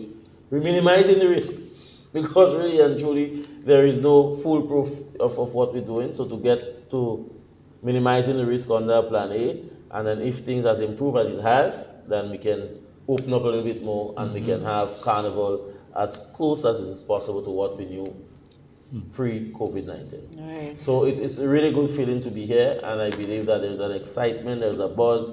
I believe Spicemas 2022 will be the biggest ever, frankly. Yeah. Senator Arley, the return carnival launched tomorrow. It's here. What are you Well, what I could say to Ambassador. You ready? Yeah, well, I always ready. He ready for pan. He loves pan. Yes, he loves pan. He loves pan. He ready Yes. for pan. Ali He knows loves me well pan. when it comes to that. What I could say, Ali, is that when I talk to the hoteliers and all of these people and so on, the entire carnival period is booked out in mostly all these facilities. Wow. Yeah. And that is a positive thing for us in Grenada and what is going to happen at that time. Of course, we have to manage COVID going forward. That we know is something that has to keep on the radar. But I think the marketing and what we're promoting and what is happening leading up is working positively to that sector in tourism and entertainment, because they suffered so badly under the COVID time. And it is a good thing.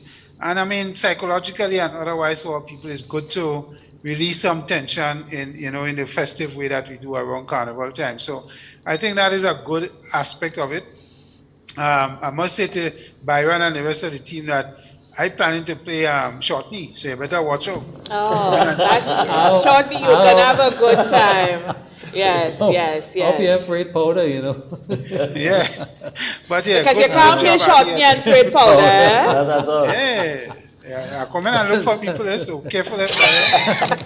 But Ambassador, fantastic. where do you locate the preparation or the various mass bands and participation of patrons generally? Where is that? What are your expectations, projections on this?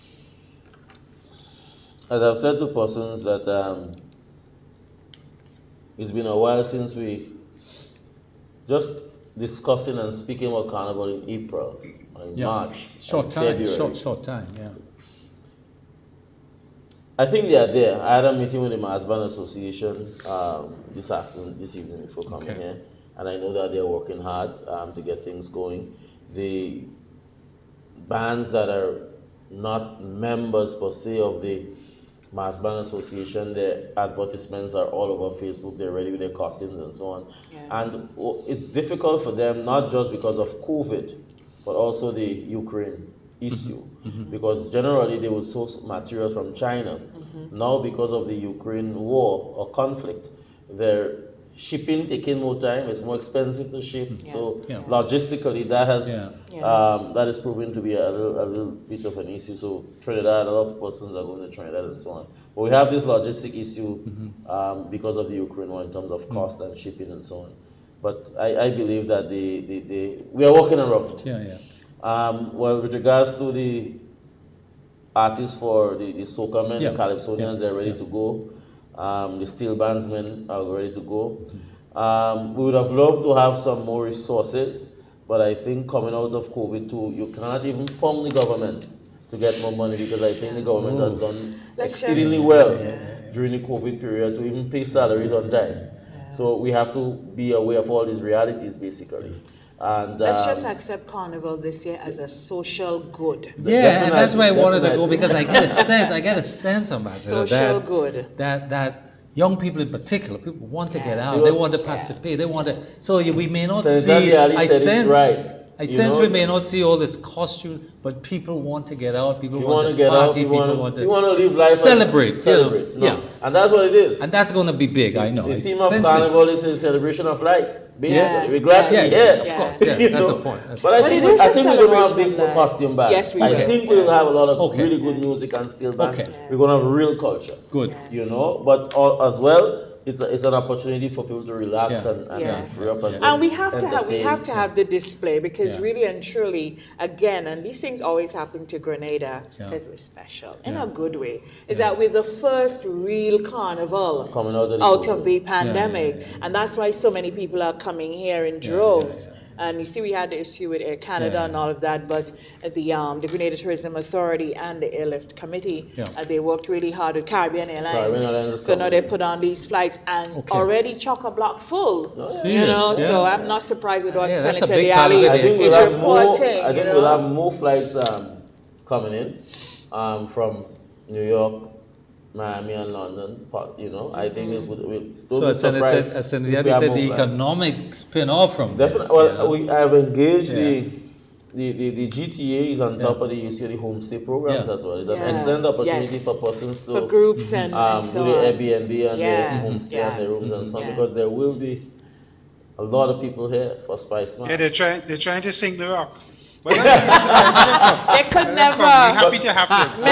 Many have tried. It will have spin-offs. It will have spin-offs not just for the hotel sector, but the farmers, the fishermen, vendors, and so on, the roast corn vendors, and so on. And if you notice, we have added some new elements to Spicemas. Yes. And one of the things that economic thing that we thought really that the au revoir which is the Saturday after Carnival, where we'll have the display of Carnival winners, is another opportunity again for the vendors, the men selling their drinks in the cooler and so on, Shorty and all them boys, and the carnage, the vendors and so on, to make a last blast. So that you have a last chance to spend all the EC before you go back. You know, and so leave it all here. Because Spicemas represents to the economy a spike in economic activity. Absolutely, in the country. absolutely. So that we have to look at that as well. One of the points that have been raised, and this from a financing point of view, that is recognized that like persons in the alcohol industry and other industries, that's a high point for them. They make a lot of money, and it's felt that they should contribute maybe a bit more into the hosting of the event. Well, I think that as most and business people must see that way, and that's a vision to the artists. The more Spicemas grows, the more the carnival grows, is the more business that will be able to generate. Clearly. So if the carnival grow, we'll have more shows, the artists get more shows to sing, the musicians get more shows to perform, the vendors get more opportunity to sell, so that there is benefit for everyone if we can get the carnival product to a standard, to a quality where, you know, we become the jealous of the Caribbean. We have an excellent opportunity because one of our strengths in Grenada Carnival is the security and safety. It's clean, it's nice, it's the best. You know, let us not underestimate that. You can come to Grenada and sleep on the beach. They do, actually. If you really don't get a hotel room. You know, so safety and security for us here in Grenada for Spicemas is a big selling point for us. Yeah. And but I say to people, the more we can get the carnival growing, the earlier they launch it, more activities, more fetes, and so on and so forth. And these activities must not just be centralized in the town of St. George. You will see that we're doing a few more things in St. Andrew's Big Parish. We want to ensure that in Victoria, we can do the traditional mass in a serious way. We want to make sure that not only in the town of St. George that benefits from not the culture, but and the economic activity, but also we can do successful events in the outer parishes and make it truly a national festival. So that's one of the objectives too. Ambassador Gill, I want to take this comment here from a Facebook viewer that I think is really, really useful, but you'll answer. She's saying that Carnival seems to be not catering to families and more to mature citizens. I have not heard whether there will be the national pageant. Also, Carnival in many parishes has been downgraded to a never-ending juve.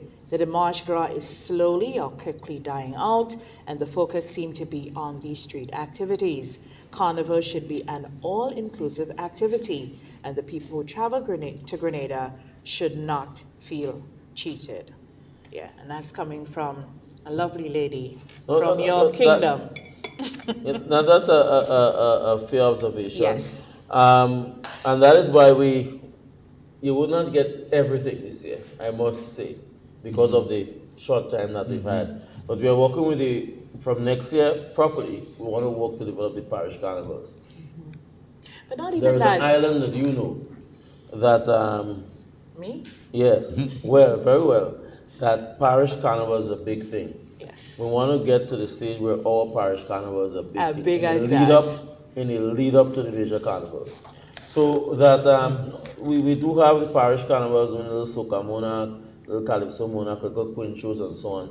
But we want to develop it in a package where a Saturday or a Sunday before Spicemas, you can go to a parish and really partake. Right. So that is part of the vision, but you wouldn't get that this year. Pageant, we wouldn't have the pageant as you know it, but pageant is a difficult proposition in terms of cost of how traditionally it was done, right? In terms of doing it in the stadium, the cost of the sound system, stage, everything else like that, and then the patronage. Carnival Monday is slowly evolving, but I believe that there is space for us to do something very beautiful on a Monday. Yeah. I'm not certain that it will be the pageant as we knew it, but it's something that we need to like seriously... a focal point on the route for display? Yes, on Monday evening. So that is something that we are working on. Okay. I'm not going to guarantee you that this year because we just want to, we're glad that we're here, but we wouldn't get everything this year because today I said we're going to buy it as much as we could chew. In 2022 in a serious way, we just simply cannot solve right. With the Calypso finals, the magical that the lady referred to, that is why we are experimenting with it on a Thursday night in Grenville. Right. Because we recognize that over the years, the turnout has been dwindling, you know, and we want to see if we could bring the Calypso finals to St. Andrews, which is the catchment area for all Calypso, top St. David's, St. Patrick's, St. Andrews catchment, and see if we could do some add-ons and so on and really bring back, because I believe that Grenada is still a Calypso lover. Yeah, and I think we love their Calypso. I think and that's good. That's some of the good that's come out of COVID and so on, how we were thinking and doing things, because I think when you go to Grenville, when you go up to Grenville for semi-finals, I mean the attendance, the energy, it is really the place where you feel it, you know? And what took us so long to have the finals in St. Andrew? That's where it belongs, naturally. And I believe it to be a success. That's where it belongs. Because even that's where it's going to be, the finals. Yes, on Thursday night. Senator Day, are we going up Thursday night for Calypso? Well, I mean, I ain't have to tell you that. I mean, as you know, once we are semi-final and so on, he and I have had an encounter semi-finals. You know, so, and you know, our ambassador is a participant, you know, used to sing and so on. I tell you, he had real tunes. When I was on the radio, I used to play tunes. We know his talent on that side. Yeah, so man. Without a doubt. They need blood. I say to people, one of the biggest things I wanted to achieve in my life is sing a Calypso. I know that. We do that. We have speaks on that. Yeah, it's not to be a big thing. I don't be a skyscraper. I have something to admit. You know, I was at one time a judge, one-time judge in the semi-finals in Simone, and on that occasion, Soca Boca made it to the finals, and I was blamed for getting in there. You know. What song you did that day about the farming? And hole in the road. Yeah, but and road in the hole. But Brenda, you spoke about the thing about the atmosphere in Grenville. Yeah. I mean, when you go to Grenville on a semi-final, man, that's the best thing. You smell the rivers. You smell the chicken roasting. It's an occasion. You know what I mean? It's true. And you know, as we talk about Grenville, only today, guys, I saw Minister Kate Skeeter Lewis Peters. She was on the ground in the Simone and Pavilion, and they were moving. They were actually breaking ground today, tractors. So they started. We need that. The cultural center started. I was like, wow, can't wait to go back there. That place was special. That place was special.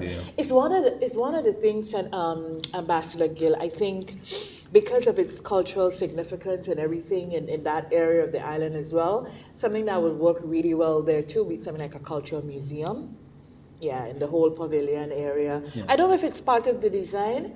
I think I heard Minister Cox saying that one time. I'm not sure. When I was in government, and so part of the idea too is that we need some good front conference room facilities as well. So you can do seminars, workshops. It's part of the development. Part of the development, you know. So you can do the Calypso workshops. Like poetry, Tivoli, Pearls, that area is so rich in terms of our heritage and the history and so on. And all of that is tied to, you know, the whole thing. And something like Simone's Cultural Center will do very well for community tourism. Absolutely. You know what I mean? So you're bringing this kind of activities to these communities. The economic spin-off is excellent. So you need to diversify in these areas. Absolutely. But tomorrow is a launch. What's happening tomorrow? Are you ready? Yeah. Well, what do I expect? The gate open. Should I attend? What is happening tomorrow? Of course you should attend. What is happening tomorrow? It starts at 5:30. So this year the concept is after work line. Yeah.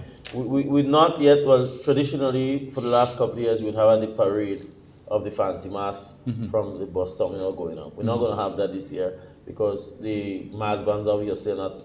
Naturally. So what we're going to have the winners of 2019, top 3 Panorama, top 3 Soca, Power and Groovy, top 3 Calypso, the Queens, will be launched tomorrow as well. Okay. The Oh, nice. 2022 Queens, they will be Okay. on parade. Yeah. So that's something that Lexon and a team would is going to showcase tomorrow. And then general entertainment. The mass band should have the prototypes, samples, the designs, and so on on display. Right. Some visually, some might have the booth. Good. And we have traditional mass, a little display of jab. We can't do the oil on the grass because we're doing it in the cricket facility, and I believe This would be in which stadium? Cricket Stadium. Okay. Maury Lewis, Junior Maury or Lewis stand. Fine. I think that's in the same area to where Mayday. And it's a free entrance? Free entrance. Right. Coming after work, bring your family and so on, Right. get a good Right. display. Okay. And it starts start at the mass. 5:32. 5:32. You know? Why all the Spice Islanders Brother, is like you that don't thing? want coffee, you know. You say 5:30 to 10. People will say, what now? What? They men bring my coffee here, boy. It's Friday night. It's Friday night. Friday night, you know, so you come, you know, let your head down and so on, and to take in some Spice good music, live Islanders, performances, thing never of course. ever end. Live band, It's just before as the this lady band. said, the Juve never ended. But it has to end It has because to we end, have it to has play end. mass. We have to do other things, Yes. you know. Yes, but this is one of the things we have to have a discussion with as well, you know. Yeah. The Juve can't just be forever. No. We will have fellas that will stay dirty for 3 days, right? Dirty? No. Colin go get vexed with you. Well, yeah. Dirty? Then the regalia. Colin regalia. will stay in his costume Yes, he's in his for 3 days. regalia. So Yes. you have fellas that will do that, but the carnival is not just about the jab. I love the jab. The jab, though. But we have to have the fancy mask, you have the money light mask, you have the little pan plate and so on. So it's not just a variety. It's a lot of us playing jab. I know, and I know every year we hear noise about money and subventions and all of that. Has that started to, has the government advanced money to the corporation? Has those disbursements started? Yes, disbursements have started already. This year, as I said, we not been able to get an increase in money from central government, which is understandable. Yes, and so we've said to all of our stakeholders we're not able as well to give an increase in subvention, which I think is reasonable because that's where we are, right? We have the same amount of money from, right? So we already started giving subventions, and the CAISO tents already, the PAN people already will do some more. So how much tents are you going to this year?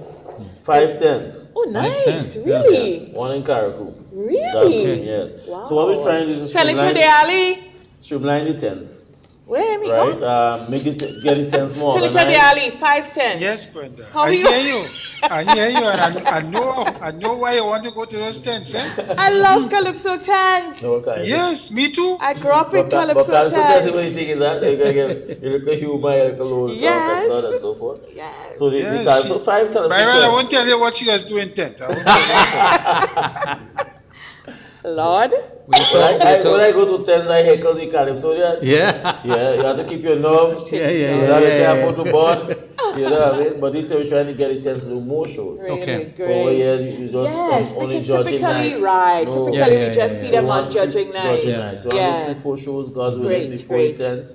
And we want to be able to stream at least 1 or 2 of them live, especially. Yeah, well, as you judging talk night. about live, the Nice. shows would be streamed live? Streamed, yes. Pay-per-view, or what was the All arrangement? the final shows is pay-per-view, Pay-per-view. major Okay, shows. right. But we want to initiate the Calypso tents in particular. Yes. So we can bring at least the Yeah. final night. Fellas can sit down, those who can't come. Yeah.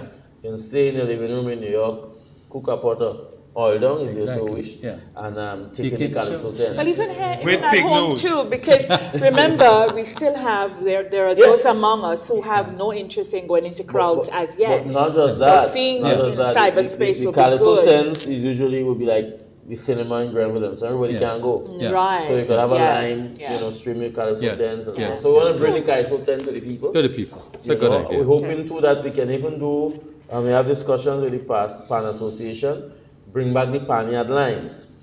Right? The pan rehearsing, we have food in the pan yard, drink in the pan yard, and even so we can have some live thing with the pan. People Love can- this idea. Yeah. Bring pan to the Yeah. people too, whether on radio or television. So And a lot of we're people looking are to see if we could mobile, stream. you know. A lot of people are mobile. Mobile, We could yeah. stream some of the pan rehearsals and so on in the Panyard And Live. Kiddies Carnival is on as well. Kiddies Carnival is on, Great, definitely. Yeah. great. Well, you can't free up adults and don't free up the children. Exactly.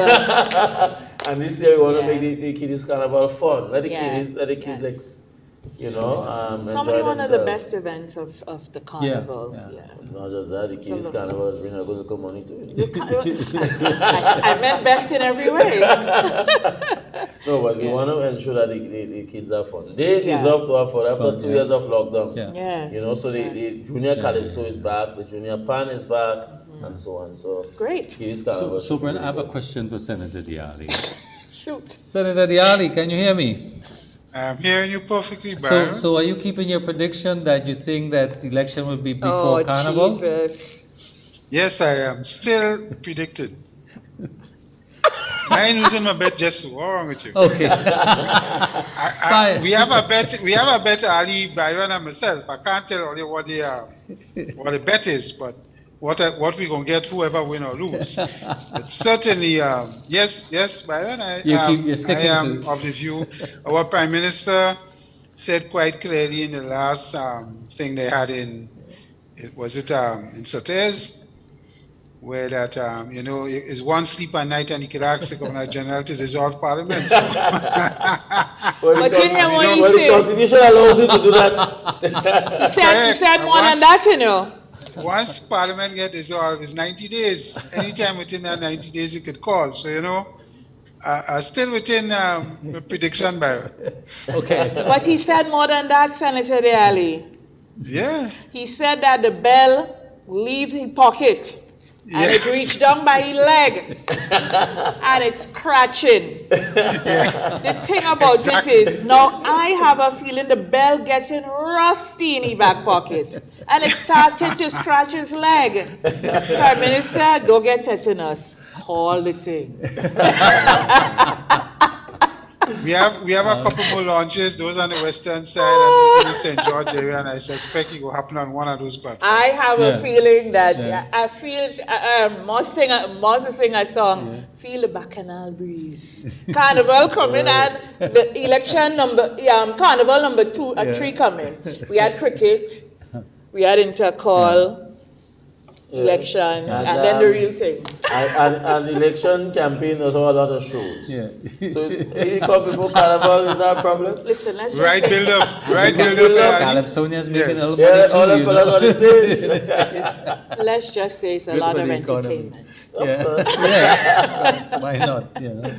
Yeah, so it was great having you, Ambassador. You need to come back and thank join you us so on the much. round table again. We need to talk some more about reparations, and I guess as we go into Carnival, we'd have some more conversations Definitely. as well. And Carnival is normally Bacchanal. We're not doing that this year. It's One Love. Well, One I love. ain't see no reason for One Bacchanal. love. Yeah. Let's just get it No, going. you know we spicy. The Bacchanal Yeah. is just coming.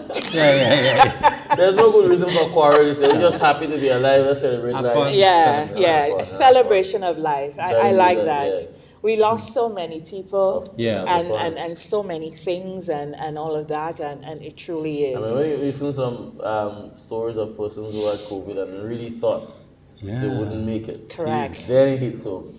Yeah, Yeah, when a persons tough tell time. you, persons say, well, yeah, Yeah, so I mean, yeah. Just some today, point somebody in time- invited me to a very elaborate birthday party.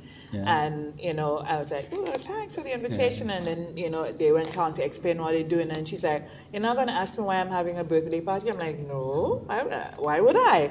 And she said, because typically she didn't ever saw nobody know when it was her birthday. But she had COVID. And she really thought COVID was going to knock her out. Yeah, And she said, Brenda, birthdays mean so much to me now, you have no idea.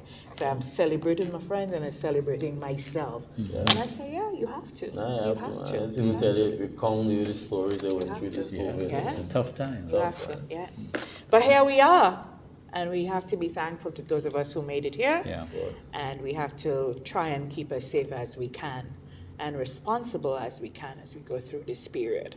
And I think the Spicemas Corporation as well, Ambassador Gill, you can assist by just, keeping, the sanity and some of the moral and ethnic fiber of the country, because really too many young people I mean, underage young people are involved in drinking. We have to be responsible, the bar owners and access. access. So we have to we have to and find as a way. adults as well, parenting. When I was that age, I couldn't think about Exactly. Times change. Times change. so Times it's change. all different levels. We have to be more responsible. Yeah, but we have to try to maintain the take care of our sanity. society. Yes, take care of each other. Senator Daly, your parting shots? Well, I think Ambassador Gill has the situation under control based on what I'm hearing. Yeah. I also want to make the appeal on the drinking aspect and for us to behave in a manner that reflects our safety and, the visitors coming here, for them to understand that this is about having decent fun in a safe environment and one that is protected by our security forces. And I want to appeal to our people that, we have to be careful. We have seen some sad deaths in recent times with vehicular accidents and some fatalities. And I know at that time of the year, we tend to get crazy with the alcohol and what we do with our looseness. So I, like everybody else, pray and hope that we could have decent, good fun, but not go to the extreme where we cause, deaths that is unwarranted for those of us who enjoy ourselves. So, yeah. Absolutely. I just think, Ambassador, that we are fortunate, meaning Grenada is fortunate to have someone like you that understand the importance of the cultural dimension of a people. And so you heading this important institutions, and both from the reparation and both from the carnival and cultural foundation and all these institutions, being a part of it, I think gives us a lot of hope in capturing this important aspect of our development. So I want to thank you. Thank you very much. And yeah, like Dr. Antoine, you have to put out a release that ain't getting paid. You need to say that. Make sure you say that. Unlike Dr. Antoine, I don't bother with if people think they're getting paid. Anyone who knows the ambassadorship, chairman of this is that's voluntary work. This is national duty. I mean? You just serve your country, not about for money. There's no pay in this. You know what I mean? And it's national duty. So I like Dr. Antoine doesn't take on people. I don't bother. I simply don't bother. This is our national duty. Myself and my colleagues, Colin Dowan, Elan, and so when we started Judge Calypso, we never used to get paid. No gas, but now the Calypso judges get paid. And so in my time, it's all part of national duty. As chairman of this and that, and so we serve, we try to do our very best, and then hopefully we leave it in a better place than we met it, so somebody else could run with the battle. And it's not about money at all. Absolutely. You just serve your country. Absolutely. You're a very good Grenadian, and we appreciate your service. Well, we get good all down. We have a little drink. Go to the beach. Nobody has to pay to go Grenada's beach or go out of there for that. On a Saturday when I'm in the country coming with farmers, this guy, he's on the block, he's in the community, he's everywhere. That's what he loves. That's what he loves. Enjoying the country. That's what he loves. That's what he loves. What are you going to do, man? Thank you so very much. And of course, continue the work on reparations. We'll be happy to invite you back to have a full discussion on that, on where we're going, and of course, more discussions on Carnival. And we look forward to the launch tomorrow. Yes. All right. That's it, everyone. That's our Perspectives Prime. We'd like to thank all of you who joined us this evening for this special broadcast. Of course, we'll be having more of this as we go through this period. The season is here. Elections, that is. And carnival as well. Elections and carnival. Bacchanal, So we're doing that. So, of course, thank you so very much. All the broadcast entities who carried us, we thank you. We'd like to extend happy Workers' Day. That is happening on Sunday. Yes, all the workers of the nation, go out and enjoy your day. And Indian Arrival Day. And Indian, exactly. Yes, part of my ancestry as well. and Indian Arrival Day. Do enjoy that. Everybody have a really great weekend. Monday is another holiday, so we have a long weekend. Lots of activities, all different types of activities. Please be safe. We don't want any accidents on the road this weekend. No fatalities. We had 2 last weekend. Let's try to avoid them this coming weekend. So happy Labor Day. May those who labor continue to hold the reins. Have a good one, everyone. Thank you so much to our production team here, our executive producer, Richie Oliver, Nazim Benjamin, who provided our professional streaming services, and Blondell George, our director, the other Olivers and Dragons, who took care of our Kurlan dragon, that is not a real dragon, who took care of our camera and audio. Thank you very much. I know when we started the program this evening, the audio was a little dodgy, and we do extend our regrets for that. Because of course we are known for great quality here at Perspectives with a great TNR team. So we're known for that. So we extend our regrets. Have a good evening. Enjoy the rest of the night. It is no longer evening. 10 o'clock is gone. So enjoy the rest of the night. Have a great weekend. Go out to the launch of Spicemas tomorrow and enjoy your long Labor Day weekend. I'm Brenda Batiste for Perspectives. Until next time, bye-bye. Get ready as the most anticipated carnival in the region takes center stage once more. It's Spicemas, The Return, launching on Friday, April 29th at the National Cricket Stadium from 5 p.m. Witness all elements of Spicemas, including calypso, soca, pan, and mass. And the best part, admission is free.